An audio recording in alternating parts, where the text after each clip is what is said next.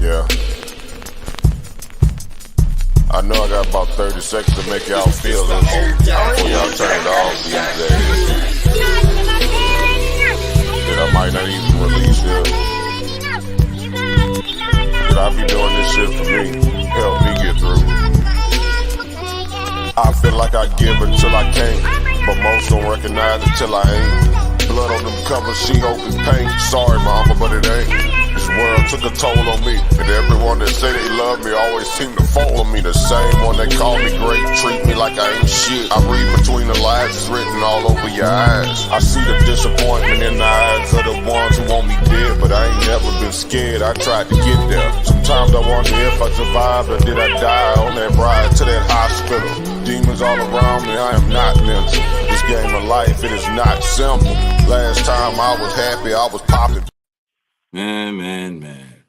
Last time I was happy, I was popping pimples. You know what? That was a very powerful song by the one and only O&E, known as Neo Love. But welcome, Paradigm Shift family. I am the one and only in the magical flesh, classic Greg. And I'm here with the one and only LP like Paul. So what it do, LP? How you doing, champ? Man, what it do, man? What's poppin', man? Good to see you, brother. Good to see you too, Chief. And I'm congratulations on the Saints marching in, brother. You know, I mean, I'm really upset I didn't get a chance to run into you here in Dallas, but I ain't think I want to see you after what happened that day. But I see you was down there with the rest of the horde having a great old time in the great city of Dallas, Texas. But it's all Absolutely. right. But Beautiful city, man. Beautiful city. I really enjoyed myself. Beautiful people. I made sure I wore my cowboy hat. You know what I'm saying? To enjoy the ambiance of the Dallas culture. man, you should have took that off, man. You should have took that. I thought you was here on vacation. I saw your day, LP. I was like, oh, he here for the game. I said, oh man, I saw your wheels and reels, man. I was pissed off, especially the one when you was going like that. Hey man, I almost unfriended you. I was devastated what you did. But we will talk about that later, Pastor. We'll talk about that later. But furthermore, everyone, come on in, welcome in. It is Takeover Tuesday, and we got the one and only LP like Paul here to take over this Tuesday for you. So, without further ado, LP, what we got this fine Tuesday, brother? What we got, Chief? Hey man, I'm chilling, man. I'm on your time, brother. I'm on y'all's time. You know what I mean?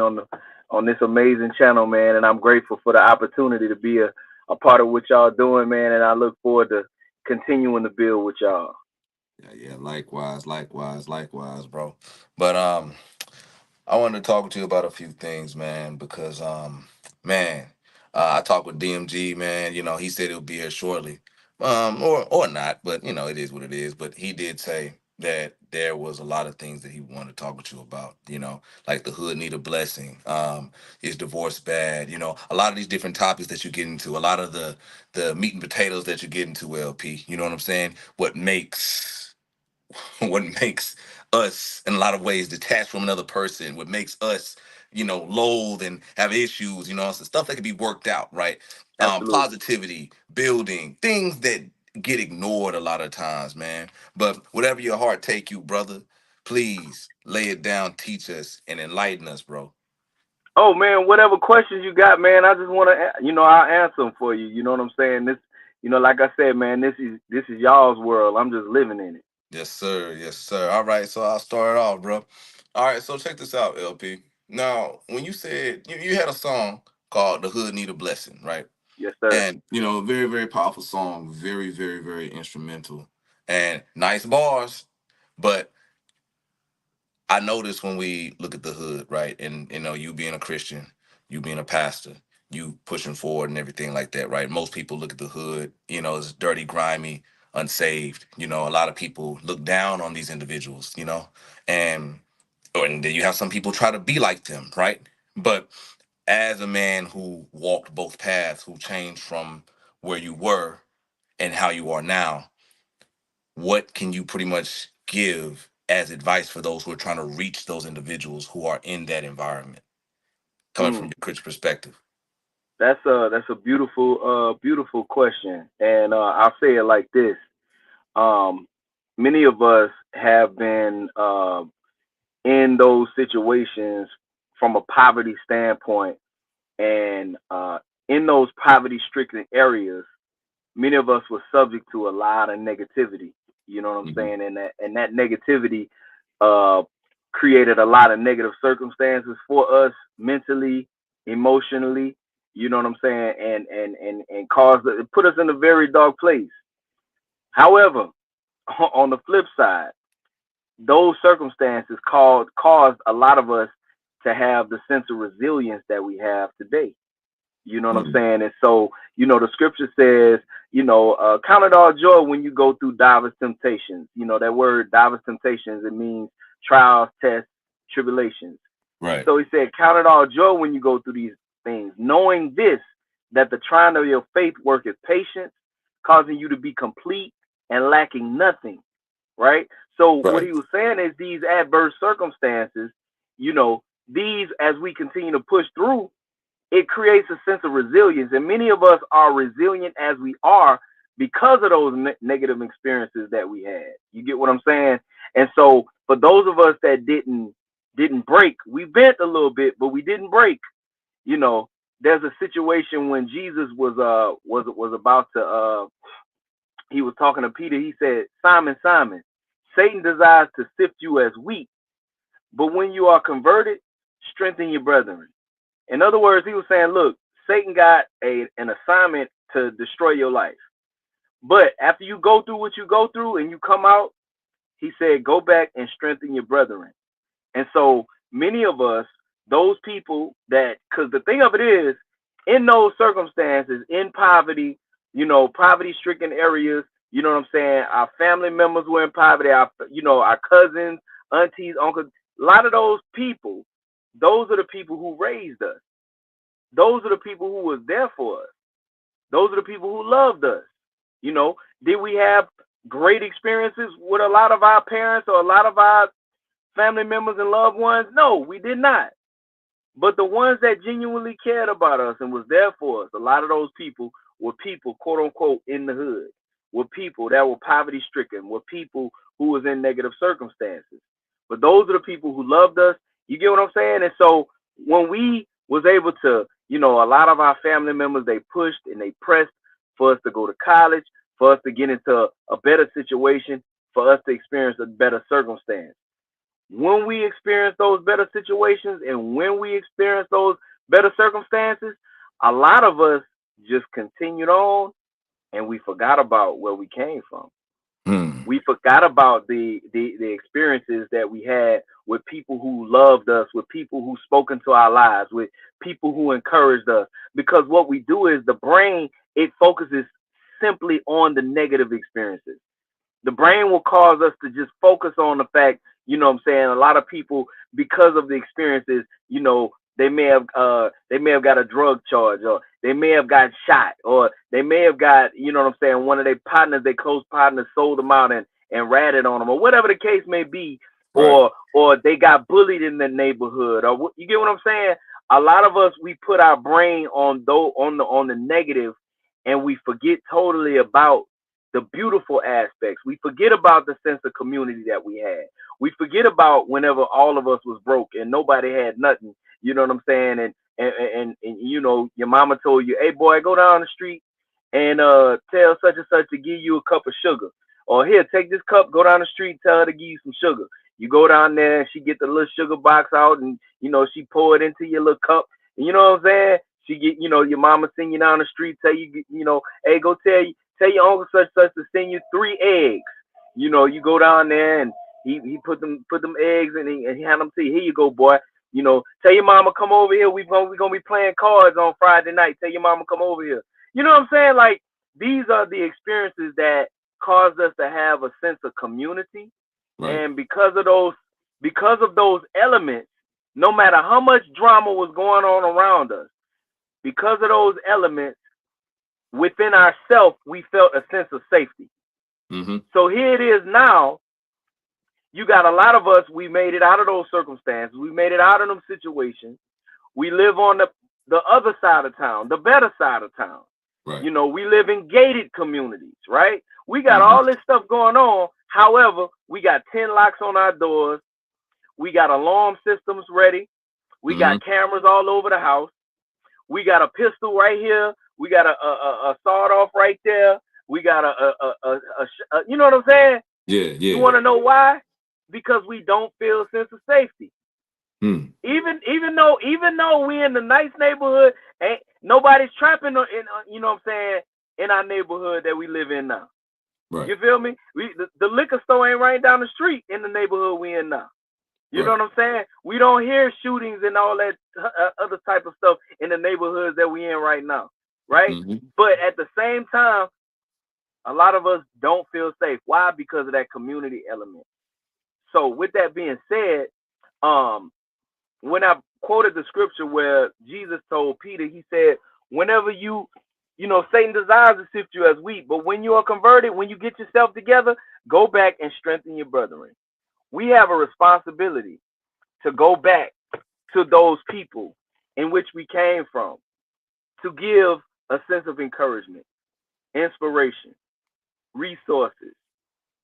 You get what I'm saying? Like, we have a responsibility. In the community, I lived in several different communities. I lived with about 12 different families, you know what I'm saying, Mm-hmm. in between the state of Mississippi and Louisiana. So, growing up in on the Mississippi Gulf Coast, in New Orleans, as well as coming to Birmingham, Alabama to attend college, every one of those places where I ever laid my head or lived, I make sure I visit those areas, and I make sure I love on those people. I make sure I bring encouragement to those people. I make sure I teach what I learn. I make sure, you get what I'm saying? Like, it don't cost a dime for you to love on people.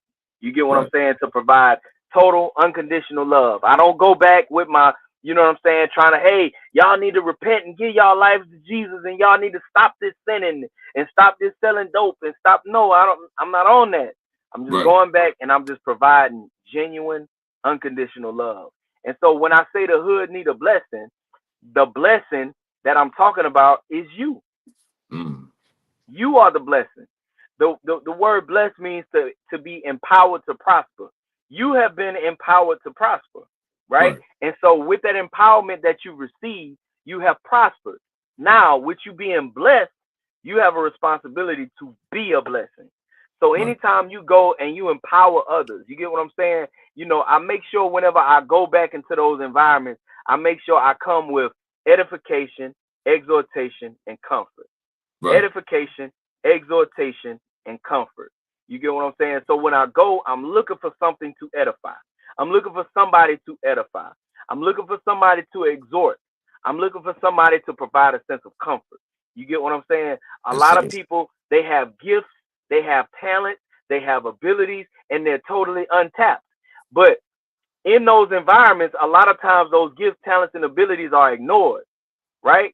And Right. so because they have been ignored, they don't see what they have as being valuable.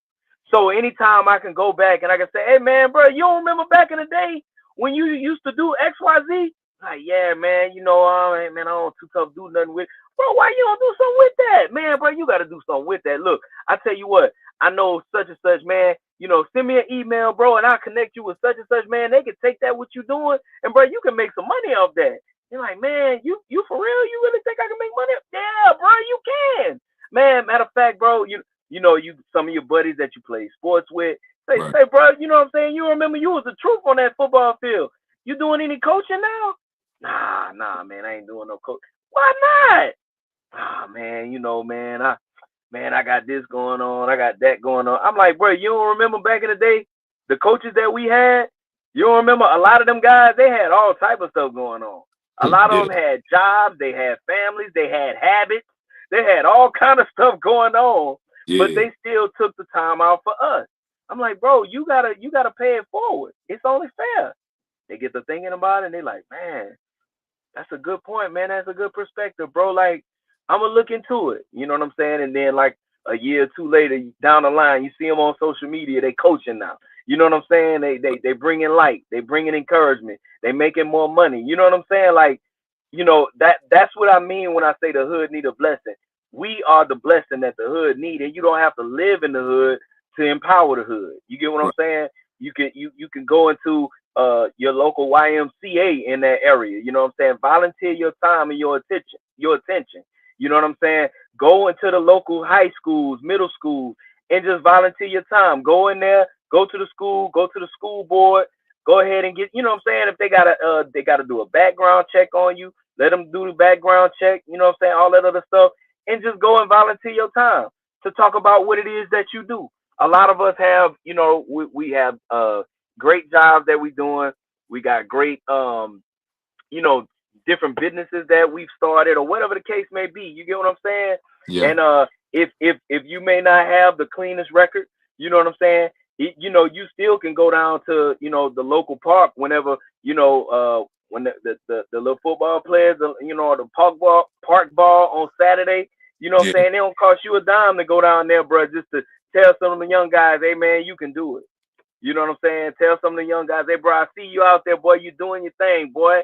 You get what I'm saying? So Right. just doing something like that, just as small as that, if all of us take the initiative and provide these said encouragement, acknowledgement, edification, exhortation, comfort. You get what I'm saying? When you tell somebody, hey man, I believe in what you do, I believe you have value, that will provide a level of comfort. Because unfortunately, as men, we don't hear stuff like that coming from each other. We don't Yeah, we honor don't. one another.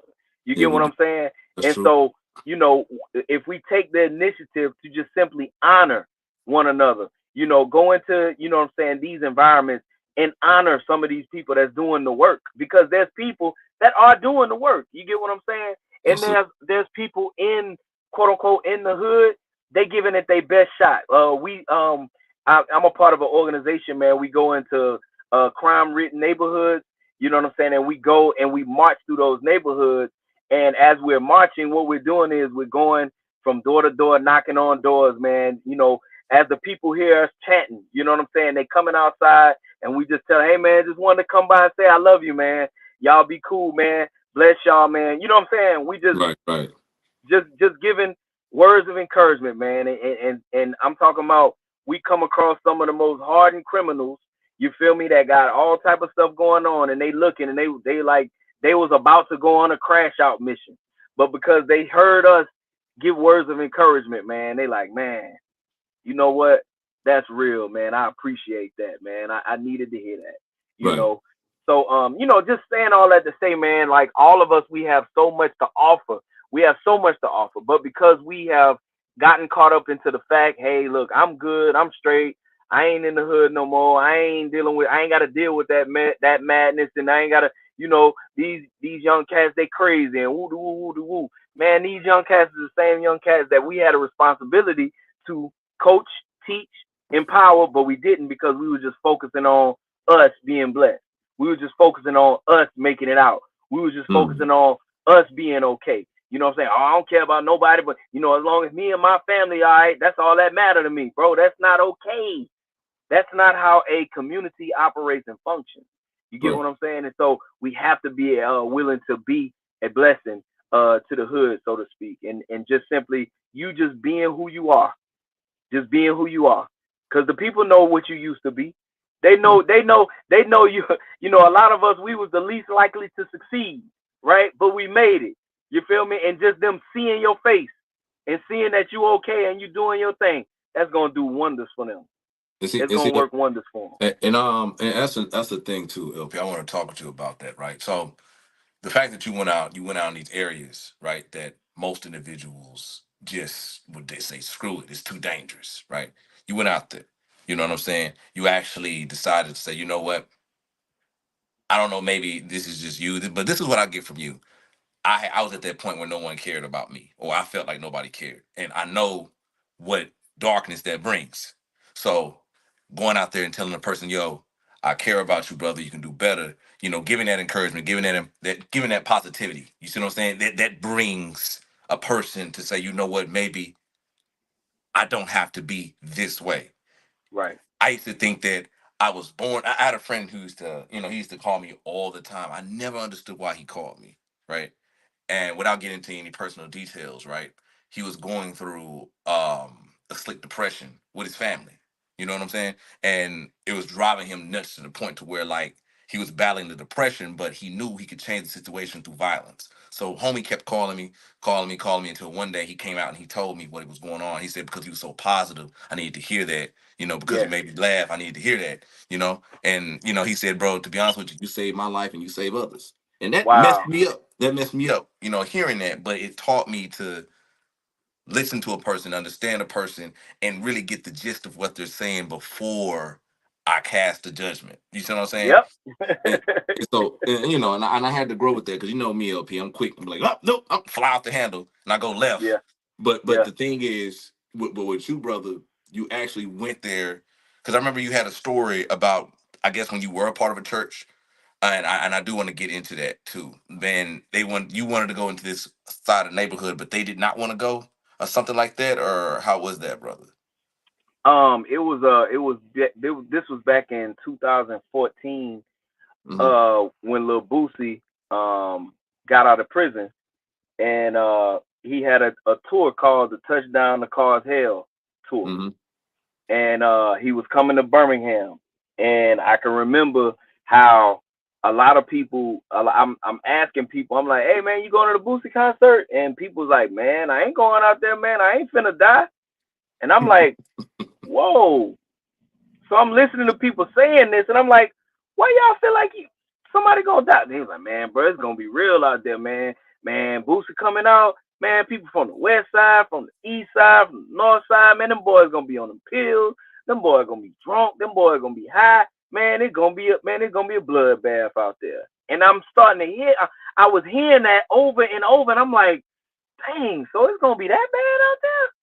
And Mm. so I prayed about it. I'm like, Lord, somebody got to do something about this. Like, if they anticipating this is gonna be this bad, you know what I'm saying? Right. Because during that time, it was a time where every weekend, you know what I'm saying?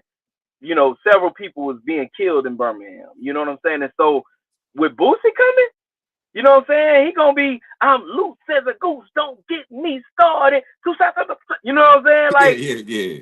he finna come with that, and all these cats been waiting on Boosie to come home, and they gonna be geek, they gonna be high, drunk, all that. I'm like, hold on.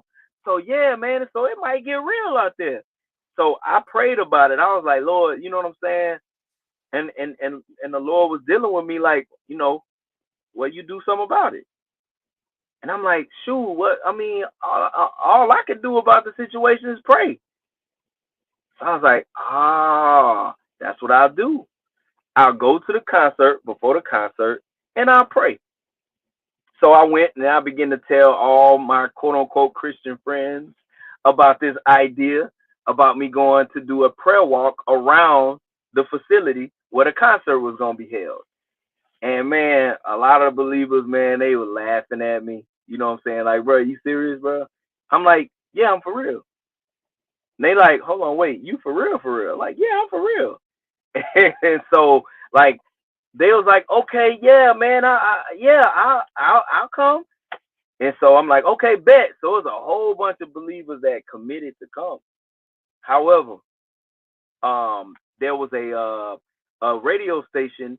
I was promoting it on my Facebook page. There was a radio station, a local Christian radio station. They asked me to come in and they wanted to interview me about the prayer walk. And so they was like, yeah, we got LP, man. He's a young minister here in the city. Lil Boosie is coming to town to touch down and cause hell, and LP is doing a prayer walk to march against Boosie. I like, whoa, whoa, whoa, whoa, whoa. I said, no, that's not what I'm doing. He's like, what you mean?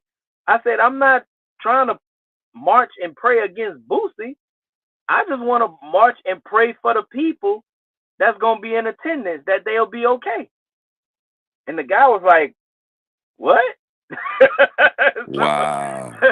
so so you know what I'm saying, that interview, it wasn't what they was looking for. They was looking for me to, yeah, look, Boosie, he's leading our children astray. That's what they were looking for. But I wasn't, that wasn't what I was setting out to do.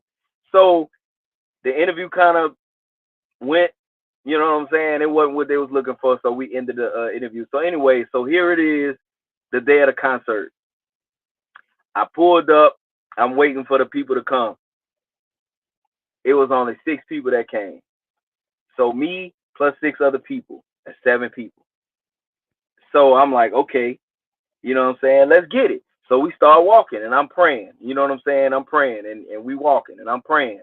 We walking and I'm praying. So we get around the building, you know what I'm saying, several times.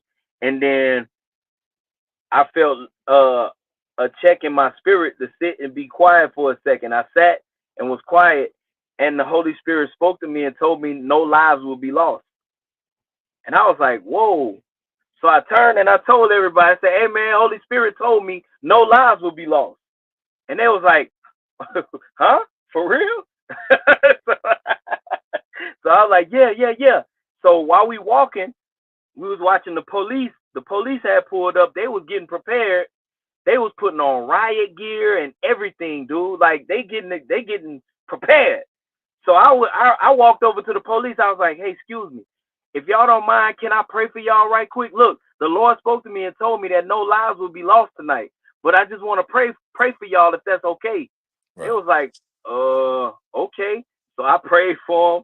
And after I got finished praying for him, I was like, hey man, I appreciate what y'all do. Thank y'all so very much. We got to walking. So once we got around on the 7th time, I was like, hey man, we're gonna go ahead and stop here. You know what I'm saying? There's 7 of us here. You know what I'm saying? We went around 7 times, and I believe the Lord spoke and said, ain't no lives gonna be lost. So, you know, we gonna stand on the word. So I was like, y'all wanna chill a little bit and wait for the people to start coming? You know what I'm saying? They was looking around, folks coming up. It was like several of them was like, all right, man, I'm gonna holler at you. they was gone. So what I did was, man, I went back to the truck. You know what I'm saying? I had let my beard grow like real scruffy, and I went and put my gold grill in. You know what I'm saying? And I had came back out. I was like, I'm just gonna fellowship with the people as they coming in. So Right. as the people was coming in, I was, you know, just one by one. You know what I'm saying? Walking up to people like, hey man, you know what I'm saying? We gonna have a good night tonight, man. You know, we ain't gonna worry about no haters. We ain't worry about none of that. We gonna enjoy the concert and everybody gonna get home safe. All right? They were like, yeah, man, that's what's up, man. I need to hear that. That's what's up. So I was just doing that, going from person to person. There was a fight about to break out between 2 girls. I walked up and was like, hey, hold on, wait, man, hey, let her make it, sweetheart. She's like, man, what am I gonna let her make? Nah, I'm gonna beat her. I was like, sweetheart, please just let her make it. We just want to have a good time tonight. You know what I'm saying? And just cool out and good home safe. You know what I'm saying? She was looking, she was like, nigga, who you is? What you doing? You out here trapping? I was like, nah, I'm just a young nigga that love my people. And she was like, she took her glasses off and said, oh, love don't live here no more. And she had a big old black eye, bro. She Dang. was like, love don't live here no more. I was like, oh, snap. I'm sorry to hear that, sweetheart. But look, just let her make it. We're going to have a good night tonight. Everybody get home safe. So she was like, you know what? I'm going to let her make it. I'm going to let her make it. So, boom, for the rest of the night, man, I was just doing that, just floating around, just talking to the people, saying little encouraging words and stuff like that. And I went home and I sat up till about 11 o'clock that night. I sat up just looking at my phone, going on Facebook, and I'm like, Lord, please, please, please, I don't want to see no report, man, or no violence, no shooting, no killing, no, you know what I'm saying, none of that. And so I fell asleep in the chair in the living room. I woke up the next morning, bro, and I went to social media and I was just looking, bro. There was no problems that night, the night before, bro. I mean, at the concert, bro. There was no shooting. They had an after party at a club. Nobody got killed. Nobody got shot. There wasn't even a fight that night. You know Mm. what I'm saying? I was like, okay, okay. You know what I'm saying? So a lot of times, anytime God wants to do something in the earth, you get what I'm saying? He has to do it through a man, number one. And number two, they have to be intercession, and we have to commission the angels of God. You know what I'm saying? We got to commission the hands of God. And the scripture says that the angels hearken to the voice of the word. So during that time of prayer, I was speaking the word, speaking the word, speaking the word. Father, I thank you that no evil will befall them, neither shall any plague come near their dwelling. I thank you that the angels watch over them and keep them in all their ways. I'm just speaking the word, speaking the word. And the Bible says the angels hearken to the voice of the word. And so in that situation, you know what I'm saying? there was an intercession that took place. I was able to intercede. You know what I mean? And I had other people in agreement with me. And so a lot of people criticize prayer, and the people who do criticize prayer, they don't pray. You see what I'm saying? You know, it's easy to criticize something that you don't do. And a lot of people criticize prayer because when they do pray, they go into prayer with a mindset of, God, do this for me. God, give this to me. God, make this happen for me. God, stop this from happening for me. You know what I'm saying? And in none of that situation, they was none of them was praying the word. It was just God. You get what I'm saying? And so, like, knowing how to pray is a very important and vital thing.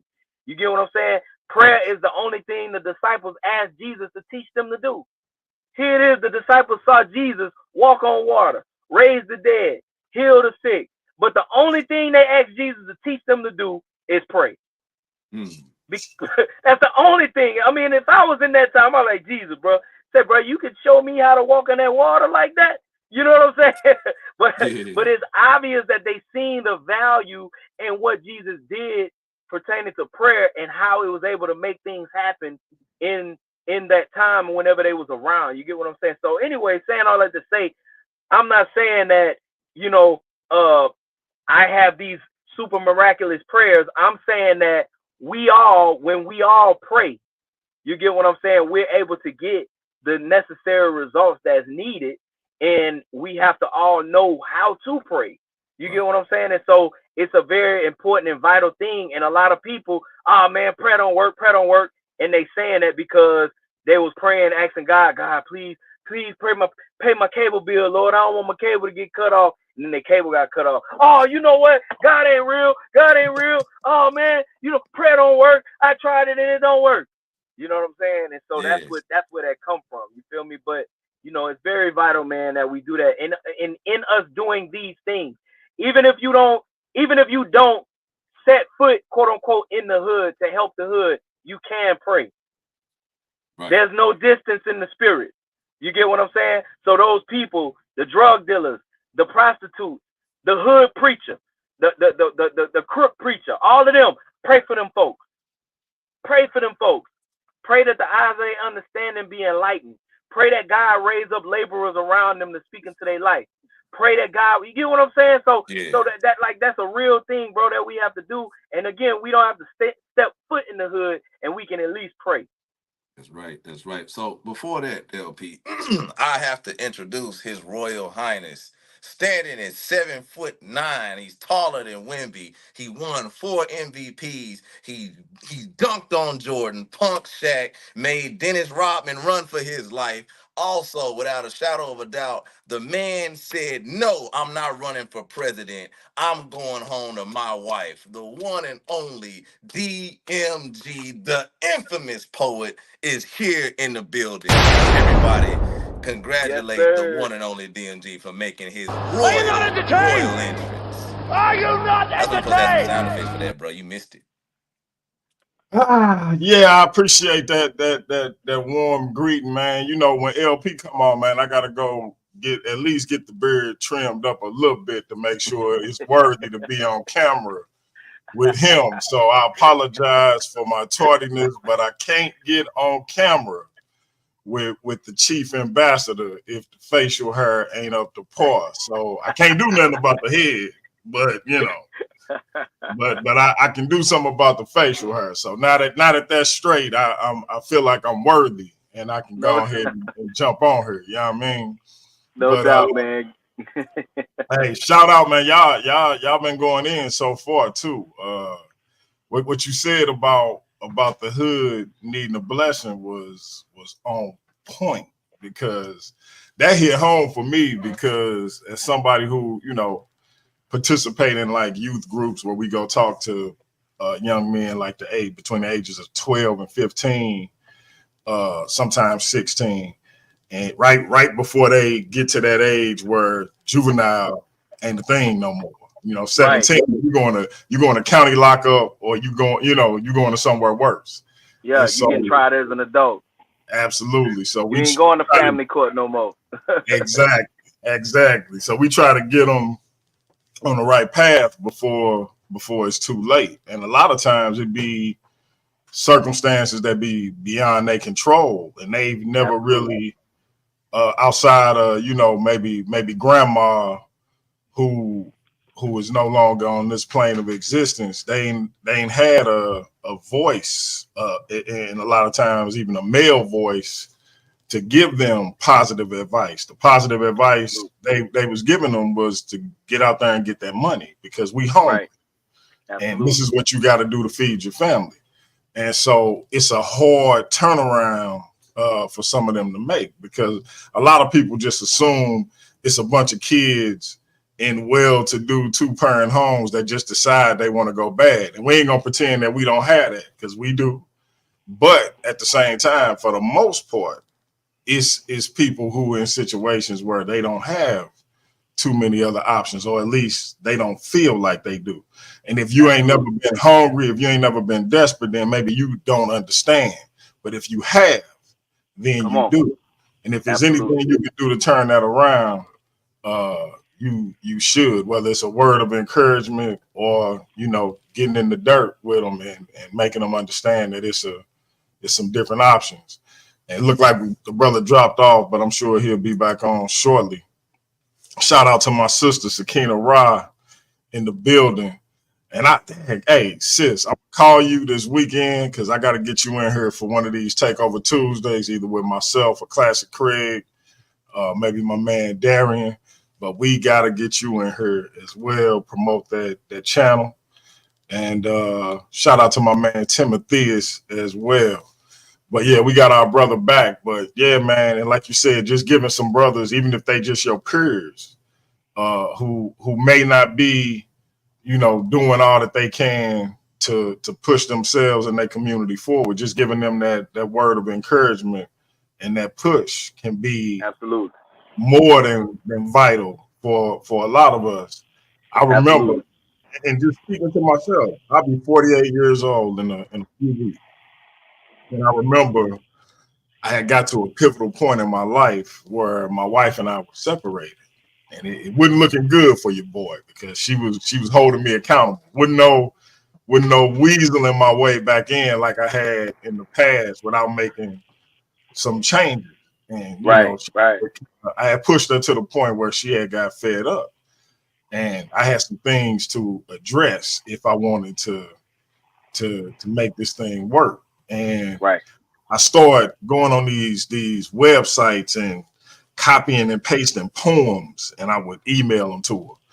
And my wife at that point in her life, she had just, she wouldn't with no BS, and she was like, "It'd be nice if you would write something yourself and send it to me instead of what somebody else wrote." Wow. And so, Wow. like, oh, okay, I can do that. So I started writing the poems myself, and I remember this. I let this brother see him, brother about maybe 5 years older than me. He was like, "Bro, if you can write a poem, you can write a song. Yeah. But at the very least, you can write a book. Like you need to keep at this, man. You good." And I'm sitting there looking at him Absolutely. like, man, whatever. I just did this to try to open up some engagement with my queen, man, so we can Right. start. Right. And a few years later, my wife was looking like, baby, you ought to publish like your poems. You got a lot of stuff. And Right. Right. never would have went into writing, whether it's short stories, poems, encouraging my son and my daughters to write, none of that. Had it not been for that brother just even letting me know that I had some talent in that area. Yeah. Because I am Yeah. thinking this is just something I'm doing to try to get my wife attention. And he saw something in it. Next thing you know, I'm reading poems on Sundays at church and at everybody's Wow. funeral, unfortunately. Wow. But, things of that nature. And it just That's became a powerful, thing. bro. And next thing Man, you that's know, powerful.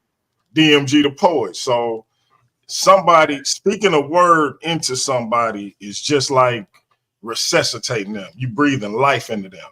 So I Absolutely. definitely salute you for that, bro. Absolutely. Absolutely. That's what's up. The Classic Craig, don't let me interrupt, man. I don't know where y'all left off at, but we had a few topics on the table, so I ain't know where you was. No, I was with the hood need a blessing, Chief. You know what I'm Okay. saying? And Okay. it was some things I wanted to ask him a little bit about that. He was talking about when he prayed at the Boosie concert, LP stopped two girls fighting. He got in the middle of it, stopped them fighting. Just by conversation alone. You know what I'm saying? Most people ain't skilled enough to have the mouthpiece not to get hit by an angry girl at a Boosie concert, and he got the mouthpiece to do it. Hey, I mean, that's a brave man right there. that's a powerful man right there. They can't say nothing. Can't say nothing. They'll start fighting you. They put that foot back. You know what I'm saying? Get that interior and just boom, hit you with all that force. You know what I'm saying? Hey, Tell you, but you ain't their daddy in a minute. Yeah. Hey, bro. I don't know where it came from. The confidence and the word, whatever I had to say. You know what I'm saying? But but it happened. No doubt. yeah, No doubt. yeah. I gotta say though, I mean that most people don't have the capability of doing such a thing, right? I mean, like just honestly, right? Because like I'll put it to you like this, right? Um, I have some friends. They don't go to church at all. They don't go. They don't like it because they feel like they are outcast. I had a friend. She tried going multiple times, and she said especially the women there and the men. She said mainly the men. They were so judgmental of her because she like having that red hair. You know what I'm saying? It's like having a red hair, and she don't have those long nails, but they're kind of long. You know what I'm saying? They're midway through, but because of her upbringing in her life, she did in a lot of ways had to change. But when she got in that church, when she tried to go, she wasn't flirting with nobody. She wasn't doing none of that. You know what I'm saying? She was demonized. Rumors came about. You know what I'm saying? People felt uncomfortable around her. They made her feel like, well, this is how she put it in her words. You give the sign saying, welcome, welcome, but you did not welcome me. And now she pretty much just left it alone because she knows when someone does not want her in a place. The feeling, the ominous feeling, the eerie feeling is right there in the room. And it broke her. You see what I'm saying? And now she does have a very negative view on Christian men. She does, and women too. She's with the Third Eye Hoteps now because they done hit her with the black woman is God and you are the mother of the universe and men are a mutation of women. You know what I'm saying? Why do you think the the Y chromosome used to be an X, but it got another part? You know how they said it. You know what I'm saying? That pseudo mumbo jumbo. But it was the opposite side who pretty much influenced her and comfort her and gave her sense of belonging. Now Yeah. she's a mother goddess. You know what I'm saying? I Yeah. can't tell her nothing. You know. Yeah. So That's usually how it works, brother. Unfortunately, man, in a lot of our, shout out. Now, this is not, and this is a broad stroke. I'm not talking about every local church. Shouts out to the local church that I've been attending. For the past 20 plus years. You know what I'm saying? My pastor, who's been a tremendous blessing to me, have always supported me. You know what I'm saying? Have always been there for me, whether it's financially, whether it's encouragement, whether it's spiritually, mentally, emotionally. My pastor, he snapped. All right. So he did that. Right. But I do understand that that's not everybody's experience when it comes to church attendance. With me doing the rap thing, with me being a minister, traveling across the country, going into, church after church after church over the past 20 years, you know what I'm saying? I've seen it all, right? And so one of the things that I realize is that in a lot of our church settings, it's simply you have to look like us and do what we do. If you don't look like us and do what we do, you're not going to be accepted. You know what I'm saying? And so that's a very unfortunate reality of how things are. I've had to deal with it firsthand. You know what I'm saying? Because one thing about it, me, whenever I do go to church, bro, when I'm in church, I'm coming in that boy, dope boy, fresh. I'm jade up, fresh jeans, you know what I'm saying? Hat, everything. You get what I'm saying? Jewelry on, all that. And so my purpose of doing that is because I want people, young people, to understand, hey man, you can be who you are and rock how you rock, still love God. You get what I'm saying? That's my purpose of doing that. But I've been put out of churches. I've been demonized in church. I've experienced it all. You get what I'm saying? And Mm. so once I understood what I was dealing with, you know what I'm saying, that's whenever I came to a place of be wise as a serpent, yet harmless as a dove. You know what I'm saying? And so in those environments, I have to be wise. I have to use wisdom, you know what I'm saying, and how I'm navigating and stuff like that. And for the churches that's, you know what I'm saying, just hard down, just being nasty, mean, hateful to people, you know what I'm saying? If I'm in the presence, somebody finna get this work. You know what I'm saying? I'm finna take that book and I'm finna wrap it around their neck and I'm finna choke them to sleep. You get what I'm saying? Like, that's how I rock. You get what I'm saying? Whether it be church people, whether it be our Hebrew Israelite brothers that's posted up on the corner, I'm gonna sit there and I'm gonna watch them do what they do. You get what I'm saying? But if they got people there and they disrespecting people, they're not doing right by people, bro, I'm finna take this book, I'm finna wrap it around all their neck.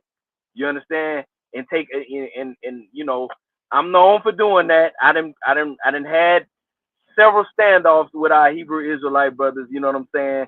And it always ended on a good note. You know what I'm saying? I brought that work, you know what I'm saying? But it always ended on a good note. You feel me? But if I see you disrespecting people, talking crazy to people, mistreating people, mishandling people, you know what I'm saying? Whether you a pastor, whether you a Hebrew Israelite, you know what I'm saying? Whatever the case may be, I got a very low tolerance for that. You know what I'm saying? Because one thing about it, God love people. You know what I'm saying? And if you love God, you gonna love people. You know what I'm saying? If you love God, you gonna love people. But if you don't love people, bro, you don't love God. If you up here talking to these folks, and you talking crazy to these people, you mishandling people, bro, you don't love the Lord, bro. You got we gonna have we gonna go in this book and see what you own is real. You know what I'm saying? Right. Yeah, one of the things that I think people miss is and this and listen, if either one of y'all disagree with me, stop me and let me know. But I think that when we can't hate on these other ideologies that our No. people have, whether it's the Nope. Kemetic brothers and sisters, the Israelite brothers and sisters, the Moorish, the NOIs, the 5%ers. And I say that because of this. At the end of the day, whether we agree with them or not, it was a reaction to something that the church wouldn't proactive in, as it related to white supremacy, as it related to politics, as it related to uh, engaging with young people on a particular level, not being as flexible when it came to certain things. And so, and I'm not talking about anything that's related to salvation either. So I think that's where people started to say, maybe we should check this out, or wait, maybe we should check that out. When people had doubts, it's more or less shut up and pay attention instead of let me figure out where the root of the doubt is, and let's see if we can help you get to a stronger point in your faith. And so a lot of times we like to put down these ideologies, but if it wasn't for these ideologies on the spiritual tip, where would these people be then? So I don't knock that at all. I had my stint through the Kemetic community, and I met some of the best people you ever want to meet in your life, some of the smartest people you ever want to meet in your life, some of the most dedicated to Black people that you ever gonna meet in your life. So I got the utmost respect for a lot of our brothers and sisters. Cap 10K, as everybody know, out of ISUPK, is my man. So 100 grand. And I just think that just like we expect mercy and grace within the church, we got to have mercy and grace outside of the church. And if we lose that, if we become judgmental, we ain't no better than the people who was lined up to stone the lady caught in the act of adultery. And we gonna get told the same thing her accusers was told. And ain't none of us gonna be able to throw one rock. So, but another thing that I think that people miss, and this is just my opinion, I think that the church really don't emphasize enough what it meant to our people as it pertains to how we came out of slavery and how quickly we was able to pick ourselves up and start doing for self.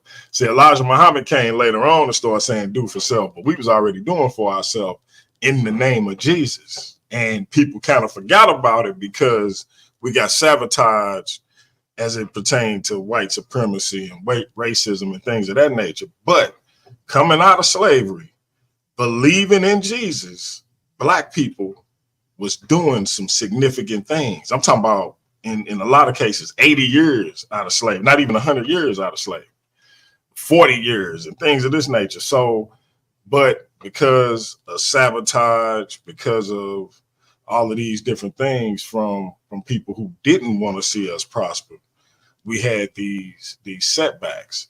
But it's my personal belief that had the church not dropped the ball in those areas I named earlier, and then we started venturing out into different paths in terms of our ideologies, if we'd have stayed the course with the church, we wouldn't have been as susceptible to the drugs coming in, the liquor stores on every corner, and things of that nature that we know were systemically and strategically pushed our way. Because a lot of people like to say, I don't care if they put it in the neighborhood, y'all ain't have to indulge in it. Again, you ain't never been home.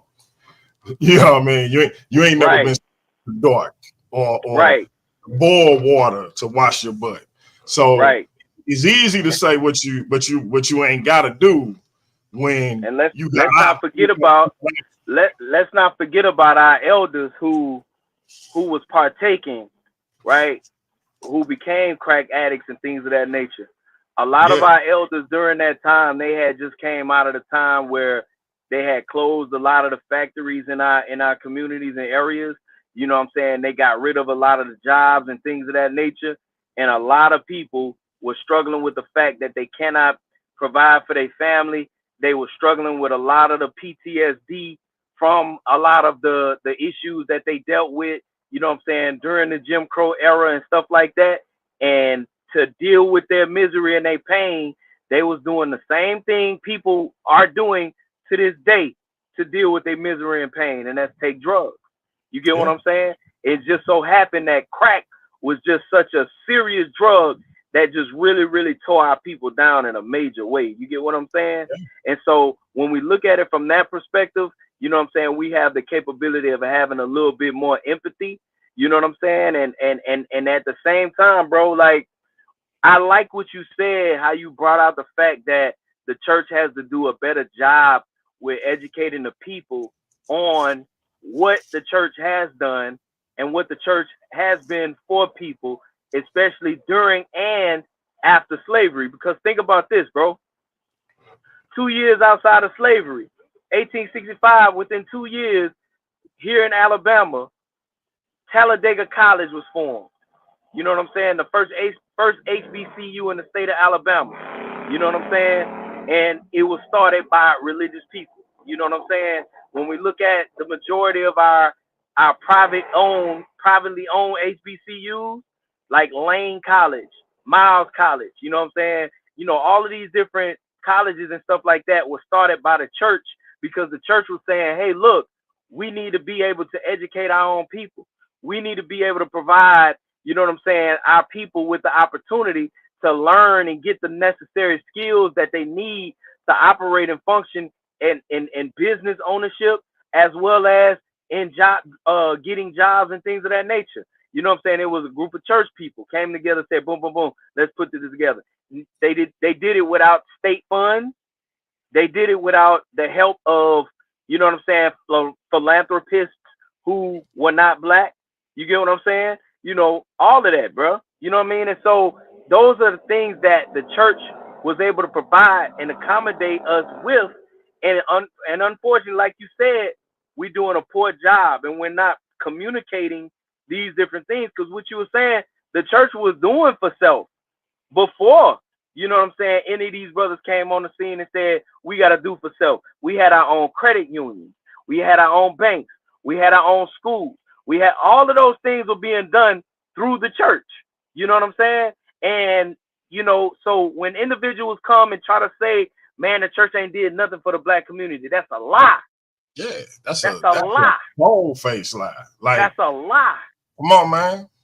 To this day, the last institution for the black community that's providing food, water, clothing, and housing, the black church. That's a fact. See, that's the thing. That's the thing right there, LP. The black church. You see what I'm saying? You have a lot of people who try to take the black out of it and just say the church, right? Because we all know the black church pretty much in a lot of ways came after slavery. Well, actually, in some cases, I would say the invisible institution or the invisible church was the origins of that black church. You see what I'm saying? But one thing about it, when you go deeper into the schematics of it, of course, worshiping God, that was, you know, the main root, but it was a togetherness that that church had. You know what I'm saying? Even those who were kind of in between, they brought that unity, a sense of a people in, right? If you look at some of the Jewish people, I hope I don't get strike for just saying their name.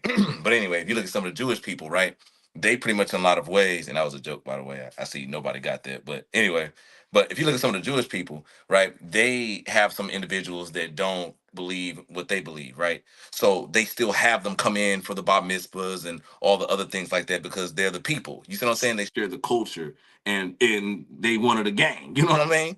But when it come down to the black church back then and the new black church now, one doesn't have the unity like it had back in the day. Like, for example, the black church in the past pushed education. They pushed like just the embetterment, just I said embetterment, the advancement for black people. You see what I'm saying? They pushed it and they also took the time to show that they actually cared, like you was talking about, LP. You know what I'm saying? They actually showed that they cared. They showed that they were concerned about your well-being. They showed that you were not alone and also we are together in this, you know? But in today's time, I'm not saying this about all churches, just like with my homegirl, right? She felt like she was an outcast. She felt as if she, at the end of the day, did not belong there. And she was felt, and this is her words, she felt that she went in a room full of knives. That's how she felt. That's how uncomfortable she felt, you know? And me having these talks with her about the black church of the past versus now, she can't wrap her mind around it because of what she sees today. Like not understanding Frederick Douglass, not understanding, you know, she didn't even know who Crispus Attucks was. You know what I'm saying? She didn't know the, she didn't understand, and you know, I'm a history buff, but so she didn't understand the gravity of once was versus what is now because she sees today. And I feel as if, and just like how DMG felt and Ratchet Craig feels the same way as I do, and plus we're going to do a show about it. If black people stayed on the path of what the black church represented, you know, we'll be in a way better situation. Way, way better. That's facts. I got a question. That's an excellent point that you just made, sir. I got a question. I have a slideshow presentation on on black people need to come back to church, and I have all of the studies in terms of the scientific proof of how the different things that we did in church was beneficial to us. You know what I'm saying? From a mental, emotional, a social aspect. I'm not even talking about spiritual. I'm talking about from a mental, emotional, and social aspect, how much church benefited us as a people. Because you got to think about it. The most church-going group in the black community was older black women, right? So when you think about the older black women of our community, who has been the most hands-on in terms of sustaining the black community when in terms of the children and the people, things of that nature, in terms of how they were in the right mind, the right spirit, you know what I'm saying, to not only take care of their children, but take care of their grandchildren, as well as everybody else's children that was around. You get what I'm saying? Right. Why would they in a headspace to be able to function and do that? Because you got to understand, a lot of our elders that was church going women and stuff like that, they went through hell in their life. A lot of them women experienced all type of stuff during the Jim Crow era. A lot of them women, they were raped. They had all type of extreme trauma in their life. But whenever they got involved and they got into church and they began to do what they was doing on a week-to-week basis in the church, it was a lot of the different activities that were done among them that helped them to not only deal with, not only cope with, but overcome a lot of the trauma that they had from a mental standpoint.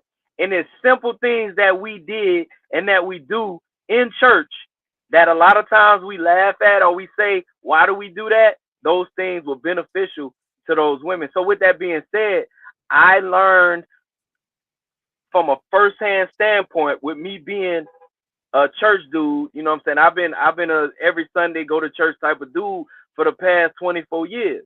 You see what I'm saying? And I have reaped the benefits of operating in that. You get what I'm saying? And I like to share the information. You know what I'm saying? I would love to come onto this platform and provide this information, if that's okay with y'all. Hey, just say when. Just say when. Say when, brother. Just say when. Speaking of, man, we got some more questions for you, and I want to stay in line with the Black church, and I want to ask the question: is the Black church obsolete? Because we get a lot of people, you know, asking or not asking, but saying things like, you know, the church is outdated, particularly for Black people.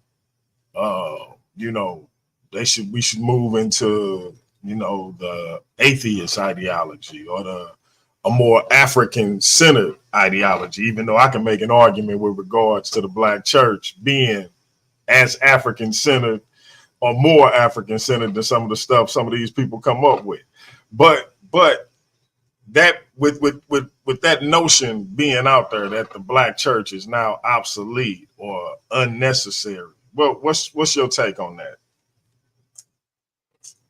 I disagree with that wholeheartedly. Now, is the Black church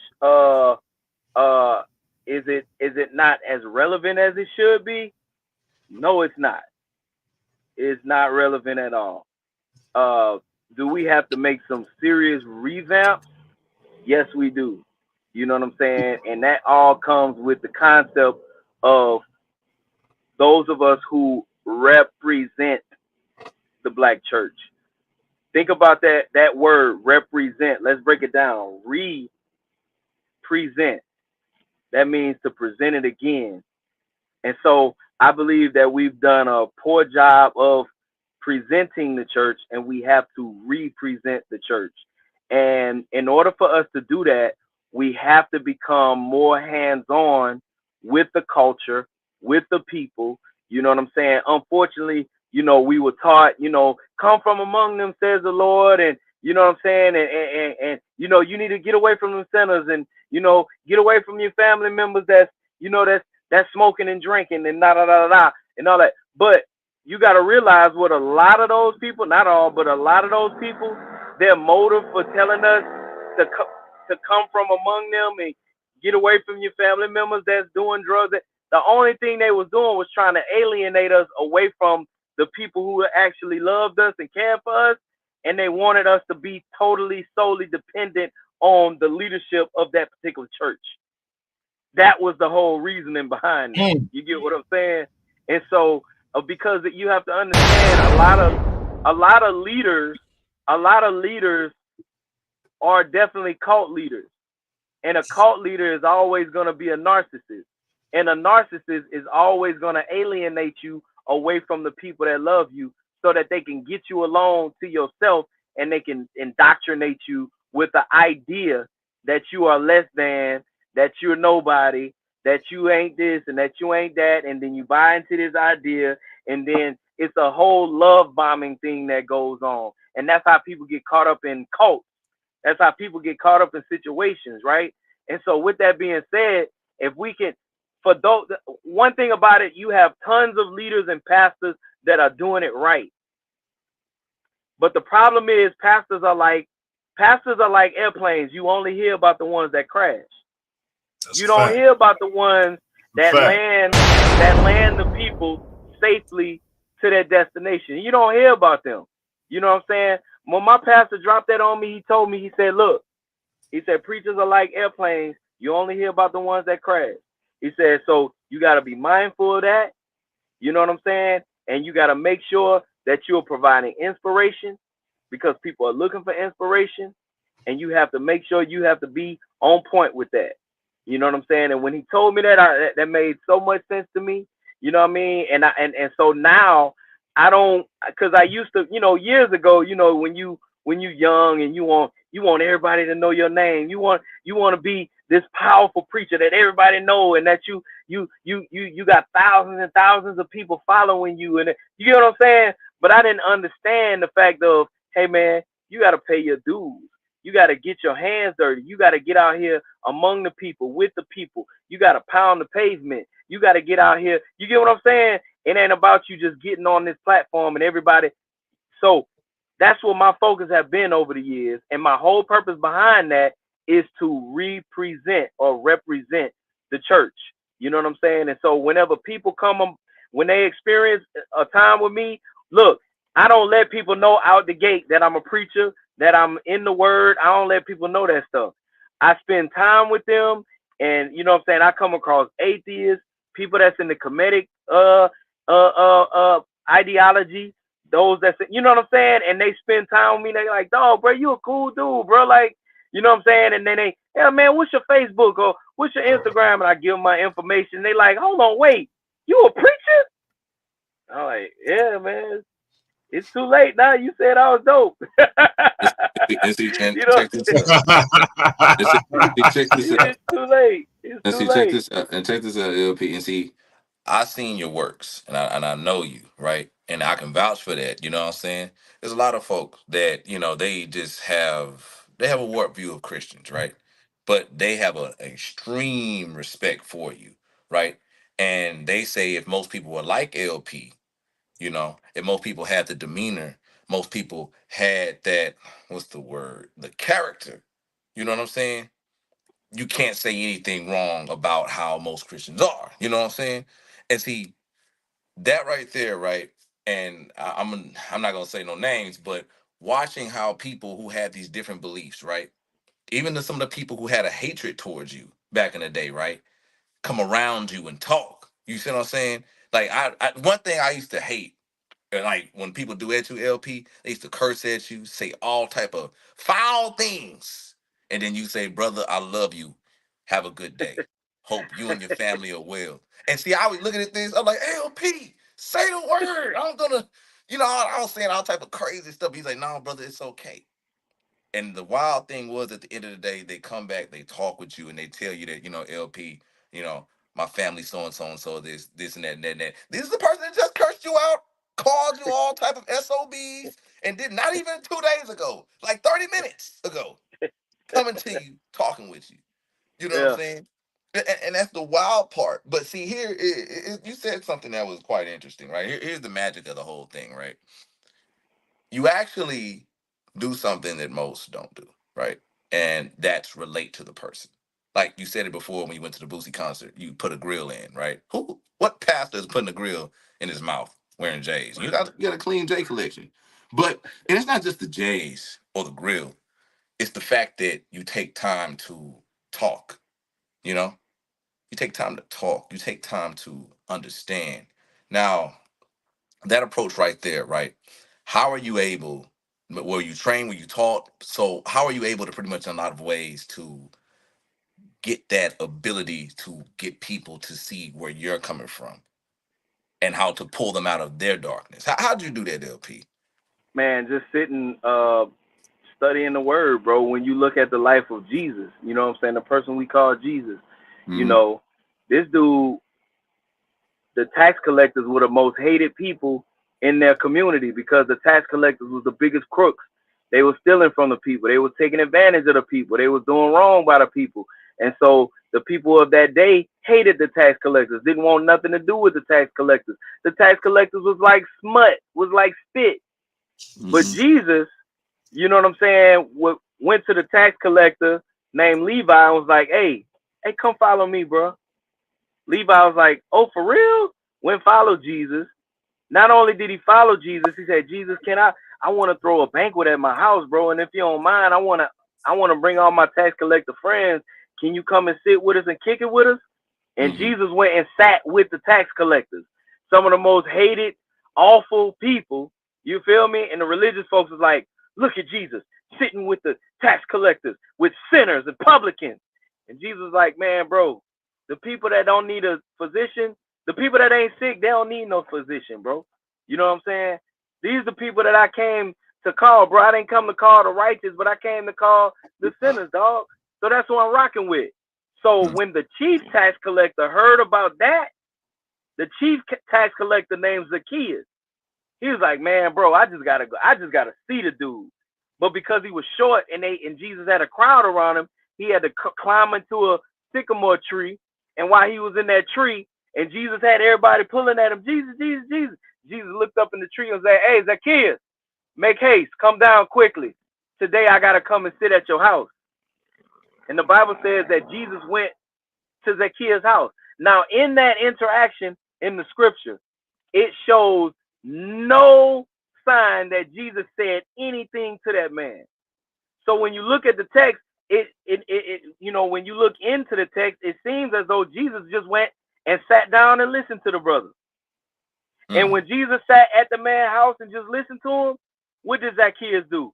Hey man, look, if I have done any wrong to anybody, I'm going to pay them back fourfold. I want to sell all what I got and give half of it to the poor. You see what I'm saying? He just went to repenting and trying to fix stuff. And Jesus did not come at him one time about how he need to stop sinning. He need to stop doing wrong. He need to stop. He ain't called him. You know what I'm saying? He didn't do none of that. All he did was sit and listen to the man.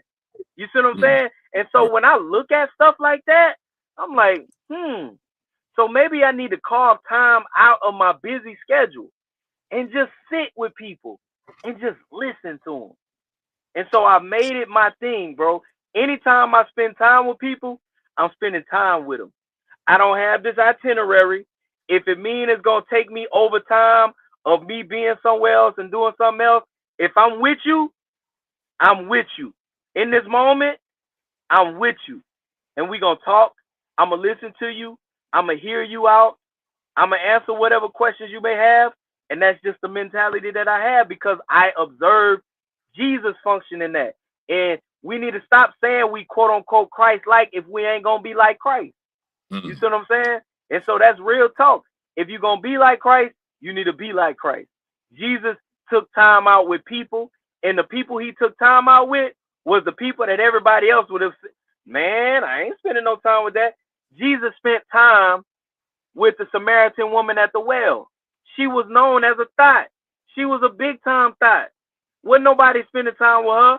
Jesus went and sat with her. When the last time you sat with a thought and didn't try to get nothing from her?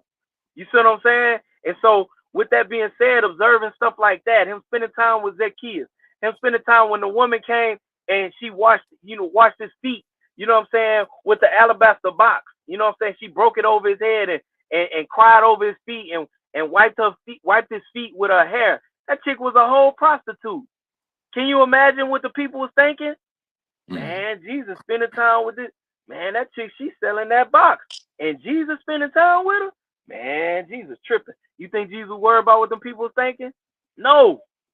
You get what I'm saying? So once I looked at circumstances like that, I'm like, you know what? I'm going to invest time and energy with people, no matter what their walk of life is, because everybody want to be loved.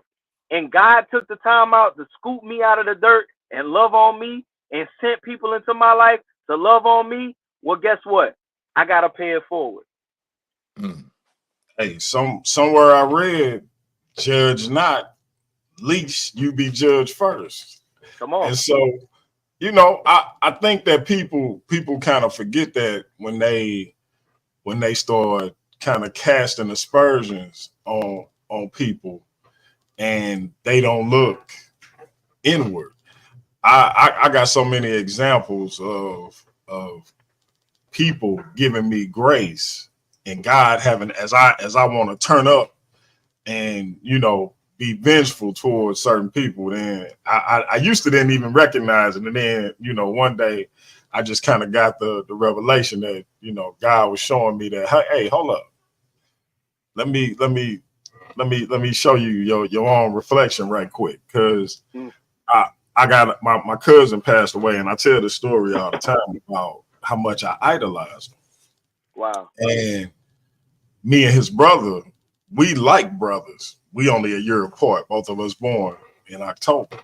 But he was 4 years older than me. And I think 2 or 3 years older than his brother. But when he passed away, it was 1995, March 19th, the day Jordan came out of retirement. So we called him, me and his brother called him that morning, and we talking to him on the phone. And it was a good conversation. He couldn't stand Mike, so we driving him out. Mike back is finna be on, the Bulls back, blah blah blah. And that evening we got the call saying he was gone. So back, my love of jewelry came from him, and so he had this big Turkish necklace. For those who remember the Turkish, big Turkish necklace, and it was a solid one of them loose ones. And it was about 34 inches long, had a big, his name was Dante, had a big D pendant at the end of it. And when he passed, I started wearing it. Oh, wow. So I ended up pawning it and couldn't keep up with the payment, so I lost it. And I kept trying to recover it and couldn't. And I didn't want to tell his brother, I'm like, I'm gonna recover it. I ain't gonna, and then it just got to the point where I knew with no hope, and I was just gonna try to find a replica. I'm gonna do something before I have to admit what I did. And we young at the time. I don't even think either one of us was 25. But my cousin came over and he was like, "Hey, let's go get the necklace from the pawn shop." And I remember I ain't told him I lost it yet. I just told him it's in pawn. And like an idiot, I get in the car to go, like we really about to go get something. And so we get there, and I'm looking at this one that I'm thinking I could use to replace it. Like maybe we can get that one. I can fool him. I can't fool him. This was his brother's necklace. And so he was like, "Yeah, that ain't it, bro." And I'm like, "You shoot? No, I think that's it." So dude, pull it out. And was I supposed to pull that up? Yeah. Okay.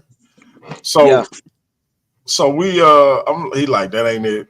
And I ended up having to confess. And he was mad and upset, and he was like, "You know what? It's all good, because I just wanted the truth. Because whether you know it or not, you was killing yourself trying to tell these lies. Like, I just wanted you to be honest. We can move forward. I forgive you." And to this day, it still messed with me, because at that particular time in my life, how I felt about his brother. Right. If it was my brother, I wouldn't have been able to forgive him. I know I wouldn't.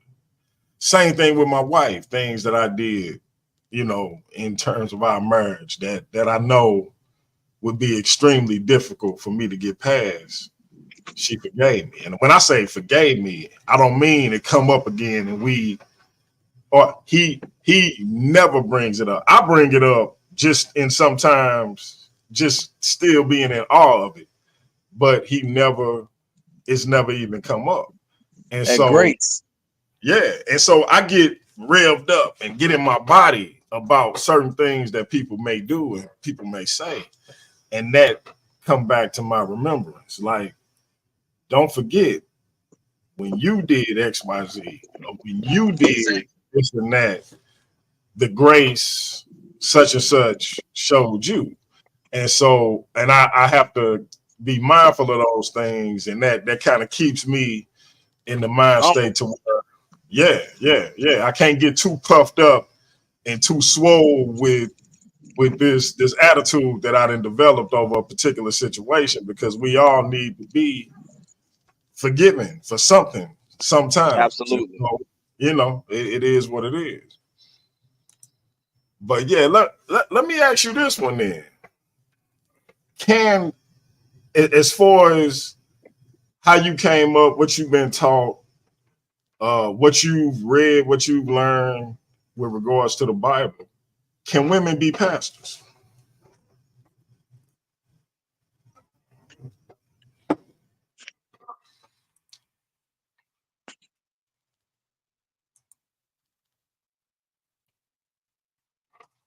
Say that one more time, bro. Can women be pastors? With everything, with how you came up, how you was taught, what you learned and discovered for yourself with regards to the scriptures, etc. Can women be pastors? Shout Women out, can do shout out to whatever. my sister Juju in the building. I ain't seen you in a minute, Juju. Where you been? Hey, women can do hey, look, if they believe God has called them to pastor, right? If they believe, I can't say what God said to somebody else. So if they believe God called them to pastor, okay, go ahead, pastor, sweetheart. However, are you willing to deal with what comes with being a pastor? You understand? You have to be a shepherd. You have to have a shepherd's heart. You have to be able to hold people by their hands. You got to hold people by their hand and walk with them. You understand? When it comes to, you have to deal with men being men and men situations, men being fathers, men being husbands. You got to be able to speak to that. You got to deal with that. You got to be able to teach that effectively, and you got to have a grace with that, as well as teach wives how to be mothers, how to be wives, how to be. You get what I'm saying? As well as deal with the children, as well as, you get what I'm saying. So, and that's a lot. That's a heavy burden, right? And the Bible says that when it comes to dealing with our wives, dealing with her as the weaker vessel, right?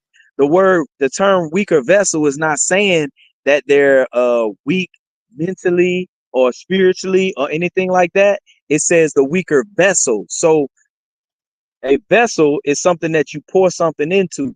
So if the woman is the weaker vessel, if you put too much in that vessel can break. You understand? So that's what that means when it calls the woman the weaker vessel.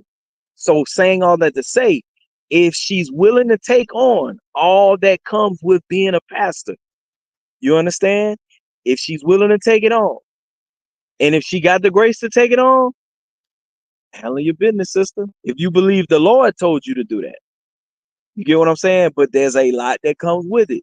And so, I mean, I talk to a lot of men who believe that God called them to be pastors. And they going through all kind of burnout. They don't know what to do. It's too much. It's too heavy. They ready to give up. They ready to quit. I'm like, dog, but you said the Lord called you to do this. You get what I'm saying? So, Right. so the same thing I would say, because it's a lot of men who call themselves pastors, and I'm like, and I'm peeping them. I'm peeping it because a shepherd has to have a shepherd's heart. You have to have a extreme love for people. You have to have an extreme level of patience for people. And I'm like, bro, you have zero patience with people. Bro, you don't really love people, bro. Like, I don't believe God called you to pastor. But if you believe this was on your life, go ahead and do your thing. I'm not gonna try to discourage you. I'm not gonna tell you that you need to stop. Bro, do what you got to do. And one thing about it is, bro, the proof is in the pudding. So if someone says that God called them to pastor, the proof will be in the pudding in terms of their ability to handle what comes with the position. Understood. So you don't take, I forget which section of Timothy that is, where it says When it say suffer. women be silent, Yeah, you don't take that as women not able or biblically speaking, women shouldn't be put in a position of leadership? Well, whenever you look at the scripture is talking to a specific group of people during a specific time. And Correct. so whenever you look at the Bible, you always have to look at context. You have to look at who was speaking, who were they speaking to, and what was going on during that time. You see what I'm saying?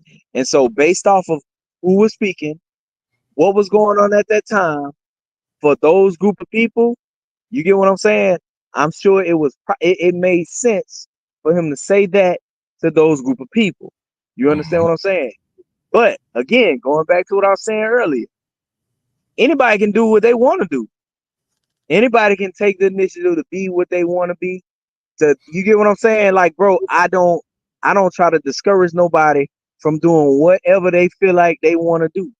You wanna know why? Because people gonna do what they want to do. You get what I'm saying? So if you want to take on the initiative to operate in that position, if you want to do your thing. If God called you to do it, God gonna give you the grace to do it. But if you get in there and you like, man, I can't take this, I can't do this, this is too much. I give up, I quit. I'm like, bro, but you said God called you to do it. So if God called you to do it, you gotta do it. You see what I'm saying? Right. Right. No doubt. The, No doubt. the same way with people, when people make a decision that they want to be of a different gender. Okay, you want to be a different gender, go ahead and do your thing. But when it comes to being what that gender operates and does, you got to be able to carry that out. You got to be able to carry it out and carry it out with no burden. Don't complain. Don't complain. You got to do it. You got to be it. I tell people all the time, everybody want to be a man until it's time to be the man. That's a You get what I'm fact. saying? That's a So, fact. so, I mean, if that's what you want to do, go ahead, do your thing.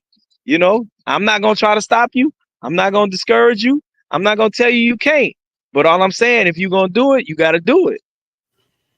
That's real talk.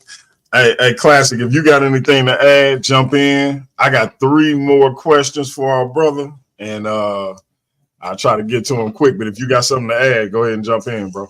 No. You all good. I mean, I'll wait till you get done with your questions, man. Then I can get back with LP on some things. But it's all yours. It's your show. Okay, I got you. I got you. Good looking out. All right, so let me ask you this, LP. Does it matter who makes more in a marriage? That only matters whenever you have a husband and a wife that's in competition with each other. Hmm. One of the issues that we struggle with, not only in marriages, but in just relationships in general, as a people coming out of extreme oppression, a lot of us have a lot of trauma that we're dealing with. And when people are in their trauma brain, what they go to is competition. You know what I'm saying? Everything is competition. So I gotta be better than you. I gotta be better than you. And one of the markings of being better than the next black person, uh, what we've done in our community, it was about who had the most money. You know what I'm saying? So when you think about it, bro, you think about whenever when you used to be in the neighborhood back in the day, you know what I'm saying? And somebody wanna say they got, boy, I make more money than you, boy. They be like, what? All right, all right, let's play big bank, take little bank. You know what I'm saying? And you pull out your money and whoever got the most, you get what I'm saying? It was a competition for who was classified as better because I have more money. And so when you look at marriages, people come into marriages, they still got that competition thing. You know what I'm saying? And with that competition thing, it's about who make the most money. And unfortunately, a lot of men, whenever they making the most money, a lot of times they take it as an initiative to dominate their wife. I pay the bills up here, so you got to do what I say. You see what I'm saying? And then you got women who come into the marriage. If they got more money, they taking it as an opportunity to dominate their man. You know what I'm saying? Oh, I pay the bills up here, so You know what I'm saying? I don't have to have sex with you whenever I want to, and if I don't want to, and da da da da da, and putting all of these parameters and stuff like that because I pay all the bills.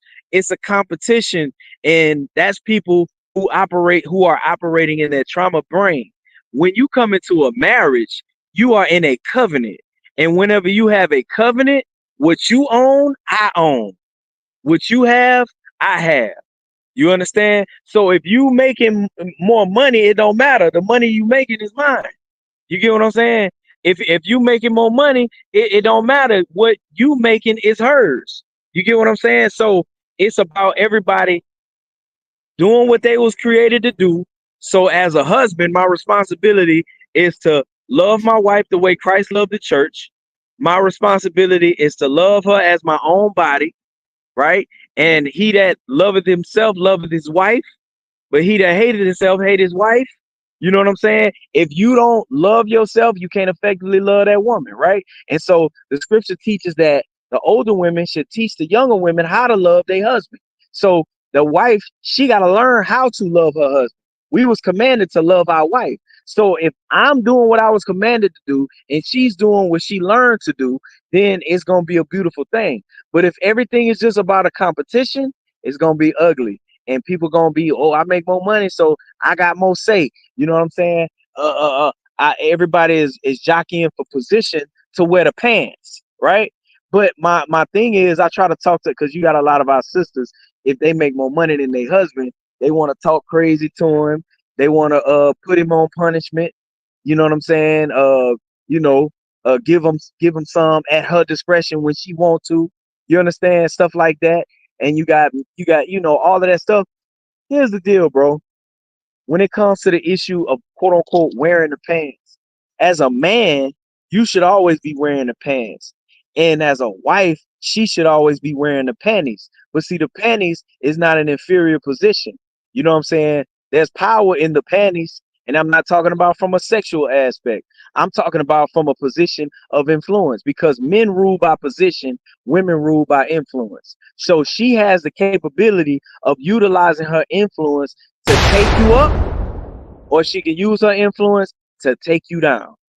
That's a And fact. a lot of the women that understand the power of influence, they utilizing that to to to to operate in their power, in their divine feminine. So a divine feminine woman operating in her position of influence, that's a beautiful thing. That's a beautiful woman if she's using that influence in a positive manner.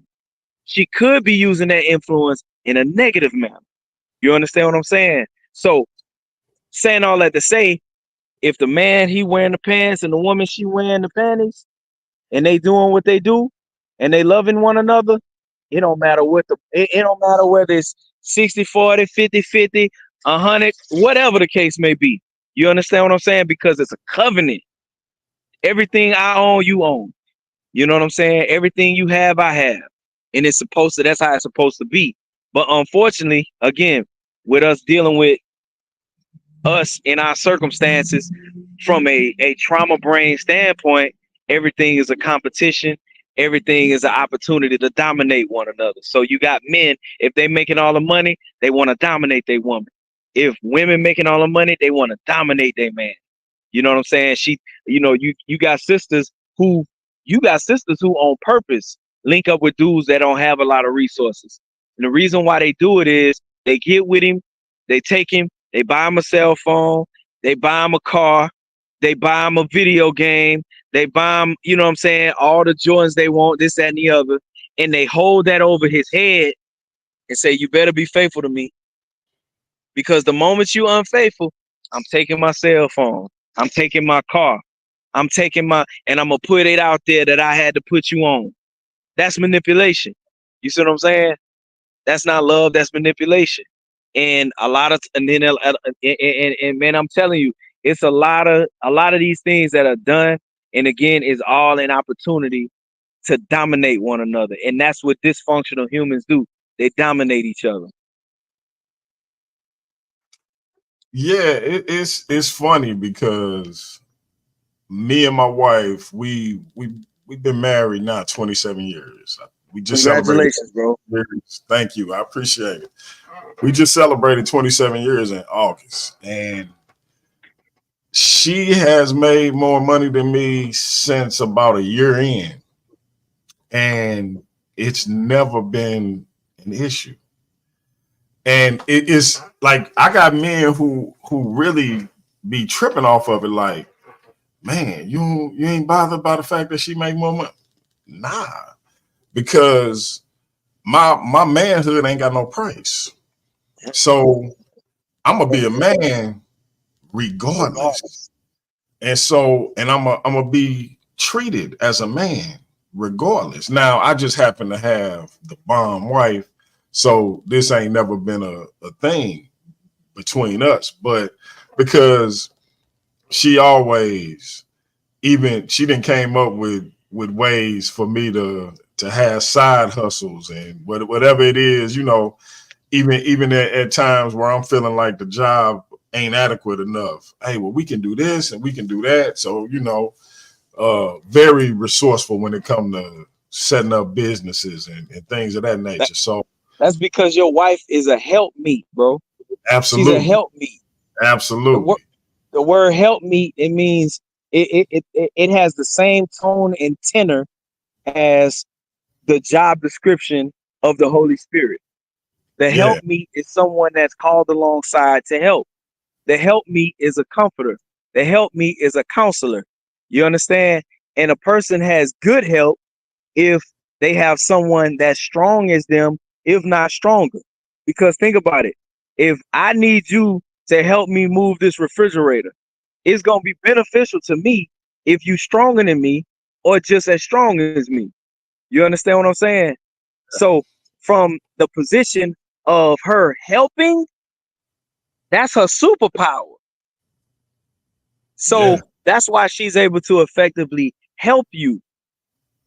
But if she don't understand the superpower that she has as a helpmeet, she would be trying to dominate you.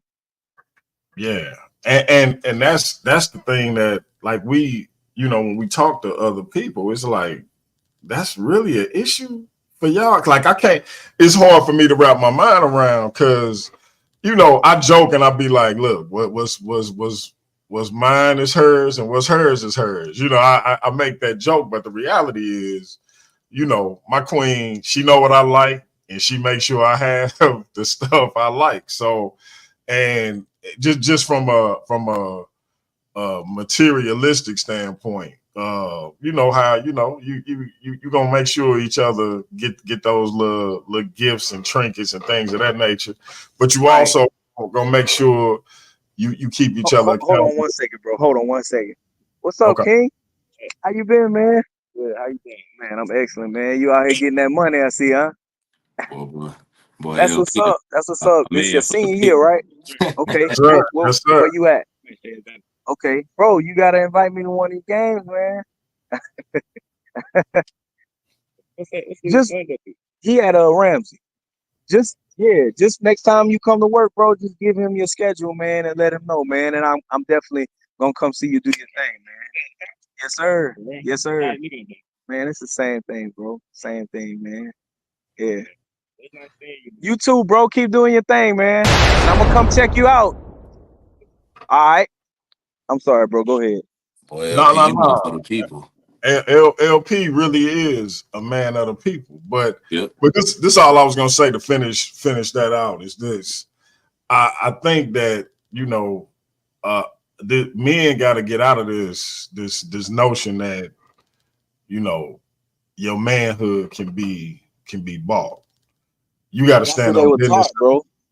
Yeah, that's what the culture have taught us, and that's what, unfortunately, a lot of women propagate that.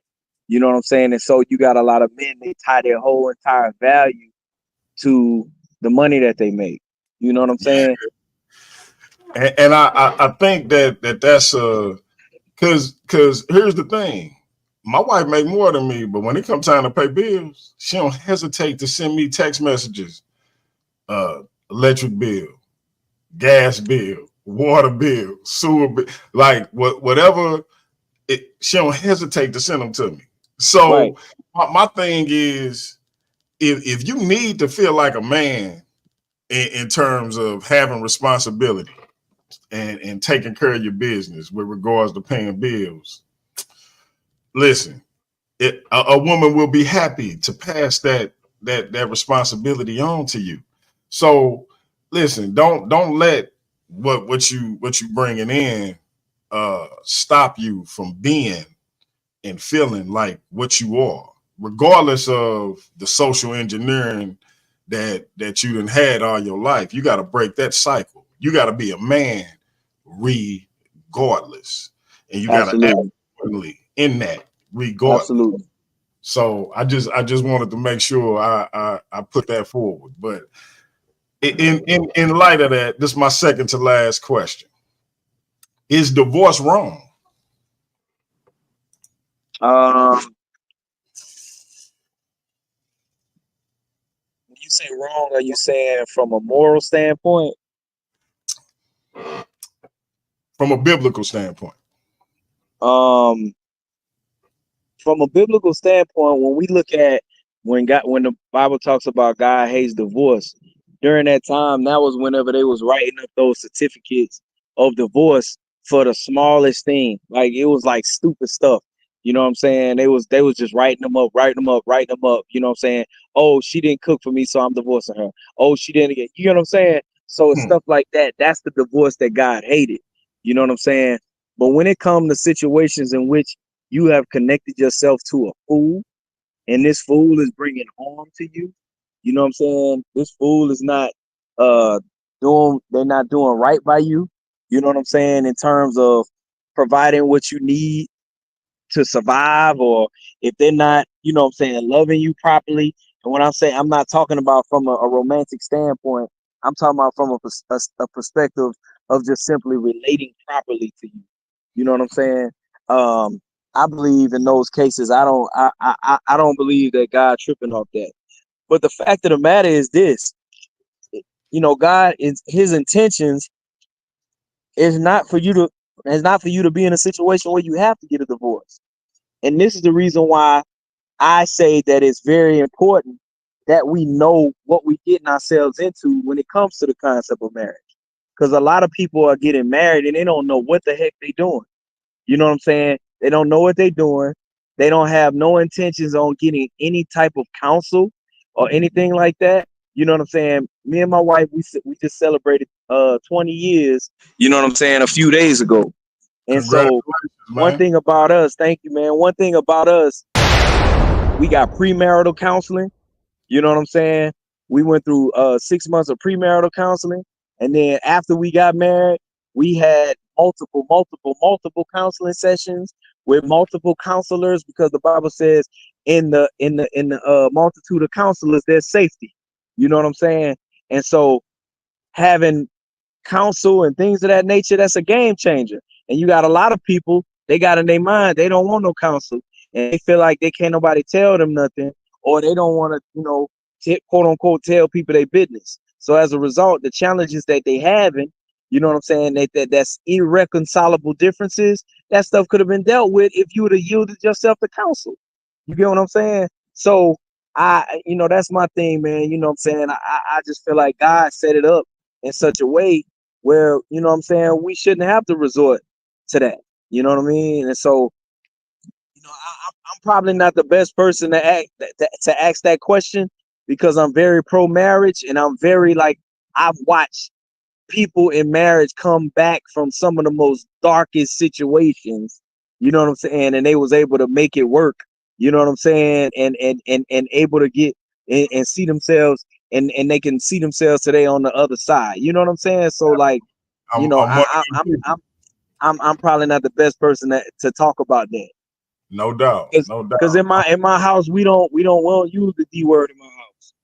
Yeah, hey, listen, I'm one of those people, and I tell people all the time, I had it, I'd had it for a while before I even really knew the gravity of what I was saying, but I got Proverbs 18 and 22 on my arm, and along with my wife's name and the infinity sign. And I got it when I was young in light of a mistake I made, right? Not even fully encapsulating what it meant.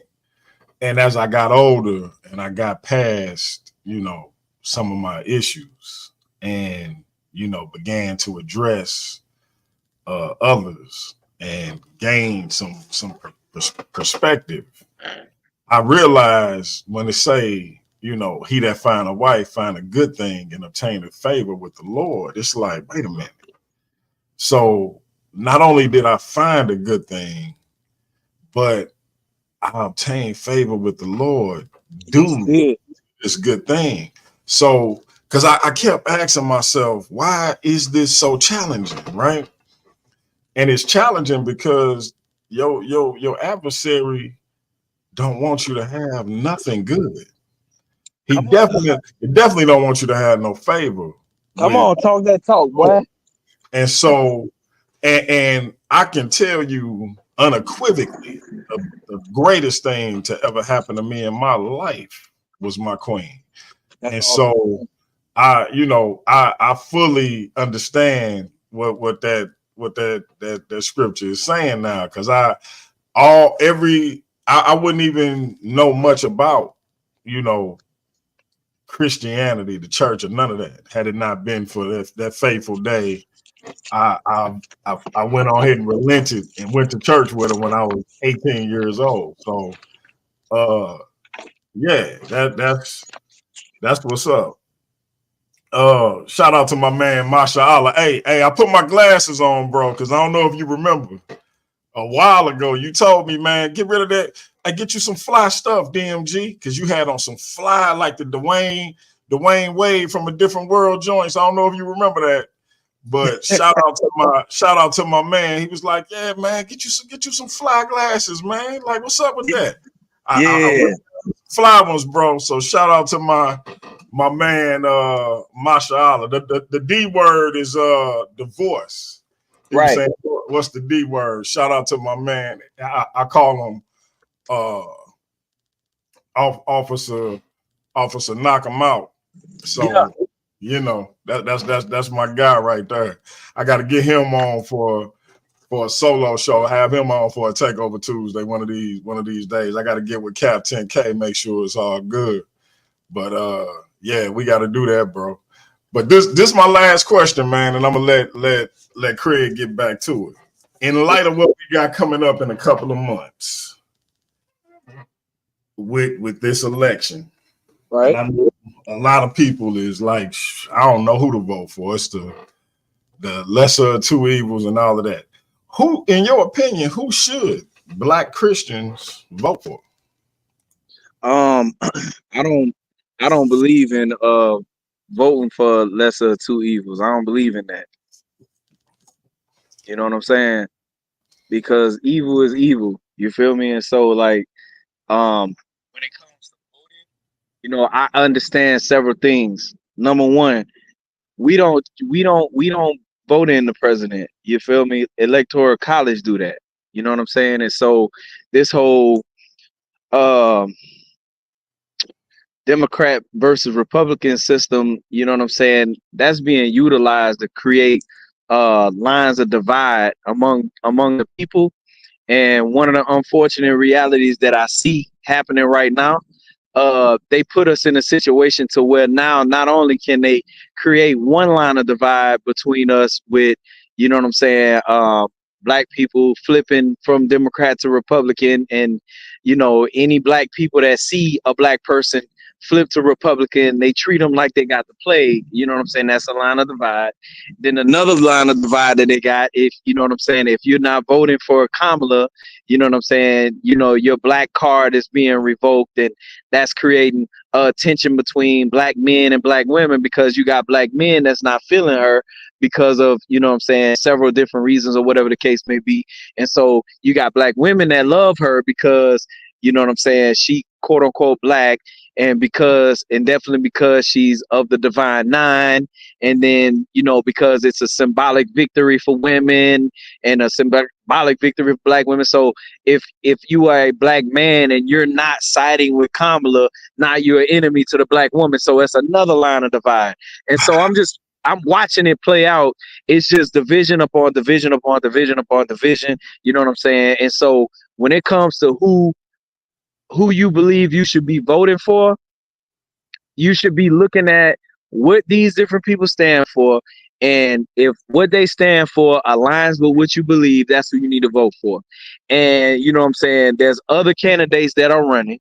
You know what I'm saying? There's independent candidates that are running that got some of the same values you got, that love what you love, that think how you think. Vote for them. Well, you know what I'm saying? It don't make no sense to vote for them. That's a wasted vote. But it's a vote. It's a vote. Because I remember I had came to the conclusion years ago, before the Obama election, you know what I'm saying? I made the decision that I'm not gonna vote. And then I thought about it, I'm like, hold on, wait a minute. You know, that is true. Our people did go through a lot for the opportunity to vote. So I need to go ahead and exercise my right if I have available if I'm available to do it, I need to exercise my right. So that's whenever I said I'm going to go ahead and vote. And so from that point on, I'm paying attention to all the people that's running, even the people you ain't never heard of before. You know what I'm saying? I go and look at they YouTube channel and listen to you know what I'm saying, they campaign speeches and stuff like that. And if they saying stuff that's in alignment with what I love and what I believe, I'm voting for them. You know what I'm saying? Simple as that. You know, so that's my view on that. You know what I'm saying? But as far as like getting into this stuff, these spats and these arguments with people, with other black people, and then trying to argue with white people and trying to convince white people about racism and all that, that's a waste of time. It's a waste of time. It's a waste of time for black folks to be going back and forth, you know what I'm saying, on why they should be voting for Kamala, why they shouldn't be voting for Kamala. Black folks going back and forth, why they shouldn't be voting for Trump, why they should be voting for Trump. Stop doing all that, man, and just vote for who you want to vote for and just keep it moving. People ain't got to know what you want. People ain't got to know what you believe. You feel me? And so, you know, you just do what you do and keep it on the low, because you keep it on the low, that's going to keep a lot of the drama and division. That's going to shut some of that stuff down. You know what I'm saying? We need to be looking for opportunities to connect with each other and build with each other and love each other. We got to be looking for opportunities to do that, as opposed to looking for opportunities to disconnect from each other. No doubt, no doubt. And with that being said, I'm gonna go ahead and I got something I need to share right quick, and then I'm gonna go ahead and let you in Classic finish what I interrupted. But before I do, I want y'all to make sure y'all hit the channel this weekend and check out the Versus Series Final. Pan Demas African versus the Bible Breaker A1, aka the Sauce. Oh, Should wow. school teachers carry firearms? The winner will receive that digital world title, that digital Paradigm Shift TV 314 world title, and they will also receive $300 cash from yours truly. Debate with Destiny is what we calling it. The storyline that told itself. A1 versus Pandemus. 2 men to walk in, 1 champion will leave. That is Saturday, September 28th. Then on Sunday, September 29th, we got my man, my captain, your captain, Captain K, the Goggle Boy of ISUPK, taking on my man, GT. I call him the Prophet. Did Paul go to actual Gentiles or Israelites who lost their way? The second topic will be, do we have to follow the laws of Moses if we are under Christ? That is Sunday, September 29th. Now, the big world title debate starts at 7 p.m. Central Time on Saturday. We got Sunday with Captain K and GT starting at 6 p.m. Central Time. Y'all be here. Monday, we will get the results of the Versus Series finale. Monday, we will find out who's taking the title and who will be getting cash app that $300 prize. It's been a long road for this Versus Series tournament, but as we said, 2 men will enter, 1 champion will leave in the debate with Destiny. We also got Captain K and GT. They're going to finish what they started with their 2 teams a couple of weeks ago. Now it's Cap and GT going at it. Y'all see the 2 questions? They based off Bible teachings from a Christian standpoint and an ISUPK standpoint. Only 1 man can come out on top. We got 2 fire debates for y'all on back-to-back days. Monday, you will get the results of the Versus Series final. Also, we got the Fit Barber coming back on Monday. So we got a jam-packed weekend for y'all. And it concludes on Monday, September 30th. Y'all stick with us. We're going to be bringing y'all all of the hot, powerful, insightful content. And it is what it is. Shout out to my man, Elijah. And you already know what it is, family. It's Paradigm Shift TV 314. Y'all know how we do it. And we're going to bring it to you live, direct, black, and bold, and living color. So y'all stick with us. We're going to keep doing what we do. Classic Craig, I'm turning it back over to you. LP, salute.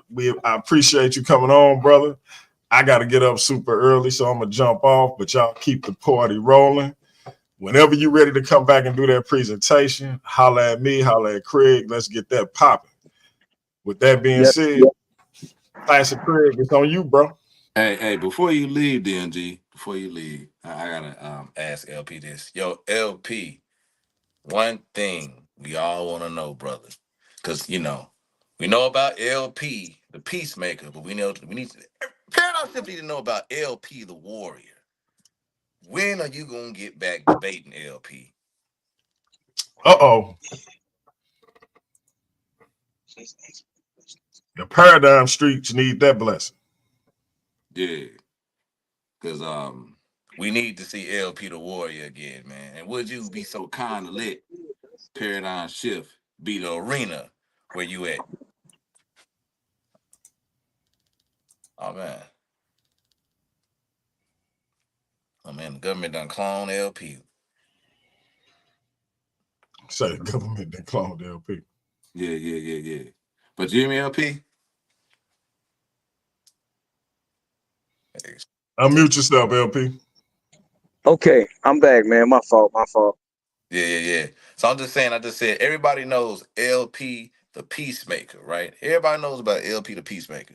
But we need to see LP the Warrior. And I was wondering, when are you gonna have these debates? And when and if and are you gonna allow us to be the arena where we get to see LP the Warrior come and be the warrior? You know what I'm saying? Absolutely, man. Absolutely, man. There's a lot of people that be talking that talk via text. You know what I'm saying? And each and every time I've called them out, you know what I'm saying, to do a debate or something like that, you know what I'm saying, they fall back or whatever the case may be, you know. And then some people have came to me about debating me and they ain't got no debates under their belt. You know what I'm saying? So it's like, come on, dog. You know what I'm saying? You gotta get some traction up under you. You know what I'm saying? Before I get in the ring with you. So when as these individuals are getting in the ring and they actually get in debates and stuff like that, man, let's get to it. You know what I'm saying? Okay. You doing your thing now. So let's get to it. But for the most part, the people that be talking that talk, bro, they don't want no smoke with me for real. No. I understand LP and I know. But check it out, right? and you can chime in if you want, DMG. We have a guy, he's known as the Ultra Israelite Elite, your Nathan, right? This guy Okay. here, he is the truth. Okay. But with you and him, because both of you have a high level of extreme decorum, you know what I'm saying? I don't know who's sharper, because you sharp as heck, LP, and dude is ultra sharp too. So that's like that's like two conflicting forces of the same magnitude coming together. But Ratchet and me are setting up some things where we have like a debate-a-log or battle of ideologies, where it's not like a debate where you show slides. You pretty much, in a lot of ways, you go back and forth by the conversation. You see what I'm saying? And then that would be like a cool, like, collaboration between you two if you meet, because your Nathan ain't no joke, man. Your Nathan is so patient. He tough. But I know how tough you are, LP. I was wondering if you would like to have some of those things set up to where we can just we can just get it cracking, because everybody got to see LP the warrior. Everybody I'm a everybody got to see LP the smooth. I'm a PowerPoint presentation type person. I gotta put my eyes on what you're saying. I got Oh, we you can do you that too. talking about the scriptures or whatever the case may be. I need to put my eyes on what you talking about. And if you Hmm. got some other secondary sources and stuff like that, I need you to put those sources up there so that we can. You need to cite those sources so we can check out where you got this from. You know what I'm saying? That's Yeah. that's the type that's the type of time I'm on. You feel me? I don't like doing the rhetoric thing. I don't like Hmm. doing freestyle battling and all that type stuff. I don't like that. You know what I'm saying? I need to put my eyes on what you're talking about. I'm a traditional student. So whenever I do debates and stuff like that, I'm learning. I'm learning as well as presenting. I'm learning and presenting. You know what I'm saying? Right. It with me, you know what I'm saying, it's not about and it's just real, you know what I'm saying? I could put this out there. With me, it's not about winning the debate. It's about getting my information out there. It's an Right. opportunity to teach, train, inspire, and encourage. Right. And Oh if yeah. so, if I so happen to lose the debate, so what? I had an audience of people that I was able to teach. Right. Mm. Oh man, hey, LP, we can do that too. You know what I'm saying?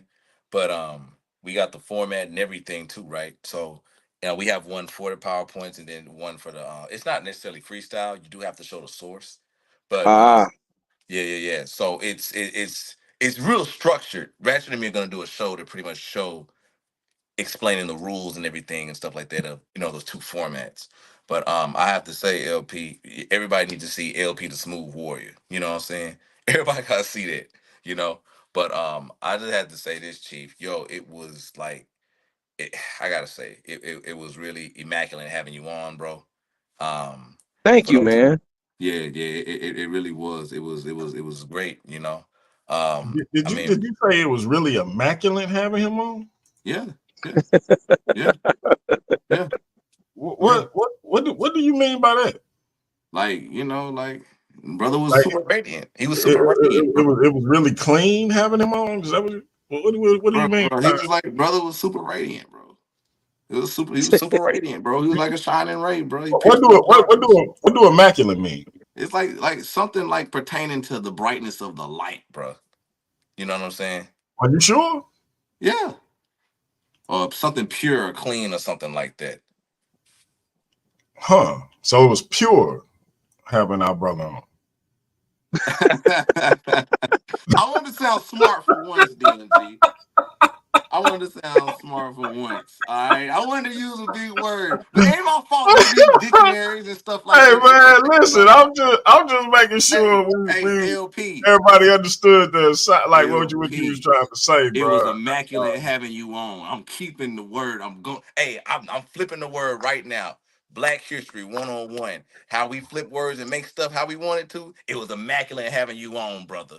You know what I'm I saying? It I was. appreciate I I appreciate create it, bro. language. I appreciate the opportunity, man, and I appreciate anybody that's presenting dope content. You know what I'm saying? Because you have people who are on the internet presenting a lot of foolishness, foolery, and information that's misleading, that's discouraging, that's trolling and stuff like that. But Mm, y'all constantly coming on and putting out great content, great information. You know what I'm saying? And that says a lot about the heart and the character that y'all have, because y'all could be doing a bunch of foolishness, because a lot of people are being rewarded for foolishness. A lot of people are making tons of money on YouTube for presenting foolishness. You know what I'm right. saying? And so with y'all making the commitment, you know what I'm saying, to bring substance, to have debates, wholesome debates where people can settle their differences, you know what I'm saying, through debate. That's absolutely amazing because, you know, a lot of people get into shootouts, fights, and all that other stuff because they can't settle differences and they don't know how to effectively go back and forth, you know what I'm saying, with what they're saying and what they feel and what they believe. And so whenever y'all take the time out to have platforms like this, y'all are actually, you know what I'm saying, teaching people how to be able to settle disputes, settle arguments and things of that nature, bro. So that means a lot, man. That means a lot. And I just want to say, you know, thank y'all for doing what y'all do and thank y'all for having me on, man. And I look forward to y'all platforms continuing to grow. You know what I'm saying? I'm looking forward to financial opportunities pouring out on y'all because of what you do. You know what I'm saying? Provision from unexpected sources, all that good stuff, man. I'm really hoping and praying for that y'all experience that as a result of what y'all have made commitments to do. Oh yeah, Hey, I definitely appreciate that, brother. You know, we gotta get our brother Classic Craig to stop saying things like, you know, immaculate, inappropriately. You know what I mean? Like, you know, I don't know what possessed our brother to say immaculate, um, just free willy like that. Just it was really immaculate to have you on. I'm still a little confused by it, but um, hey, LP, you had a real splendiferous um, performance coming on, brother. I really appreciate it. You know what I'm saying? It was really yeah, spectacular. So, so I just had to say that, man. very interesting. Just want to show everybody this real quick, if I may. This is one of the T-shirts I'm gonna have coming out in the coming weeks. As y'all know, after this weekend, I'm gonna be gone for about 2 weeks. When I come back, I plan on having this T-shirt shop up and going. And it's just a matter of me, you know, not being proactive. My wife could have had this thing up and going a while ago. I just keep forgetting to have her come down here and rock it out. You know, she the IT tech vice president of compliance and security at the company she worked for. Shout out to my queen. I did say vice president. She was Madam Vice President before Kamala. But anyway, Ah, I that's gotta what's get up. this thing up and going. But as you can see, one of the T-shirts in the line for all my Christian brothers and sisters is God is good even when you ain't. That's And facts. so hopefully y'all I got this one and I got one where it's written in gold letters as well. They'll be coming in several different colors. Got T-shirts with the channel logo, the Paradigm Shift TV logo in different colors, the infamous DMG, etc. So all of that'll be coming pretty soon. I should have that up when I get back. It'll also be on the website DMG the Poet. So we should have that linked to the channel. If anybody is interested in getting one before we get a link to the channel, just hit me up and I'll get that to you. We can figure out a way to do it through Cash App or something to that effect. But I do plan on having a link to the channel pretty soon. So just wanted to make sure I shared that with y'all. That's what's up, man. That's what's up. Well, I definitely appreciate y'all again, man, for having me on, man. And I hope and pray, man, people were encouraged, were inspired. You know what I'm saying? It was something that could be taken away from what I said. And again, again, thank you so very much for the opportunity to be on the platform. Likewise, man. Likewise. Like I say, when you're ready to come back with that presentation, hit us up and we're gonna be here for it.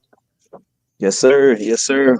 Well, I look forward to it, man. I gotta get off, man, because I gotta get to sleep. I gotta do a presentation in the morning at a college. So, you know what I'm saying? I gotta get myself together for that.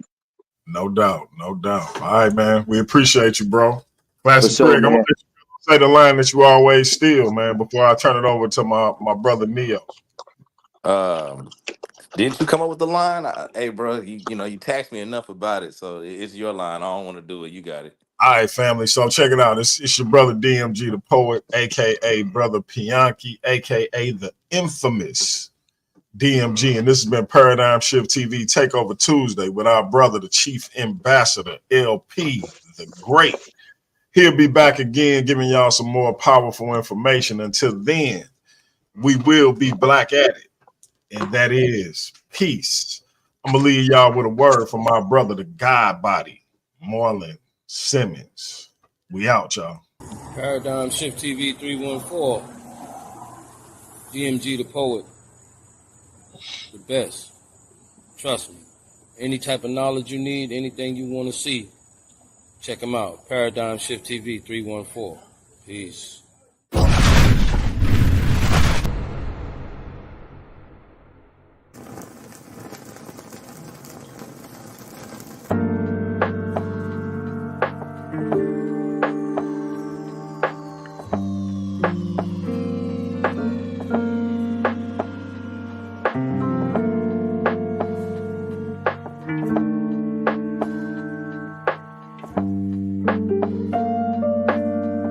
Hey, look. Labels blowing up my line and got me missing calls. Told her you ain't gotta hit me till you licking. Feel like ZVF, baby, I be cooler than the mink weather. Make a Coke bottle, give me brains till I think better.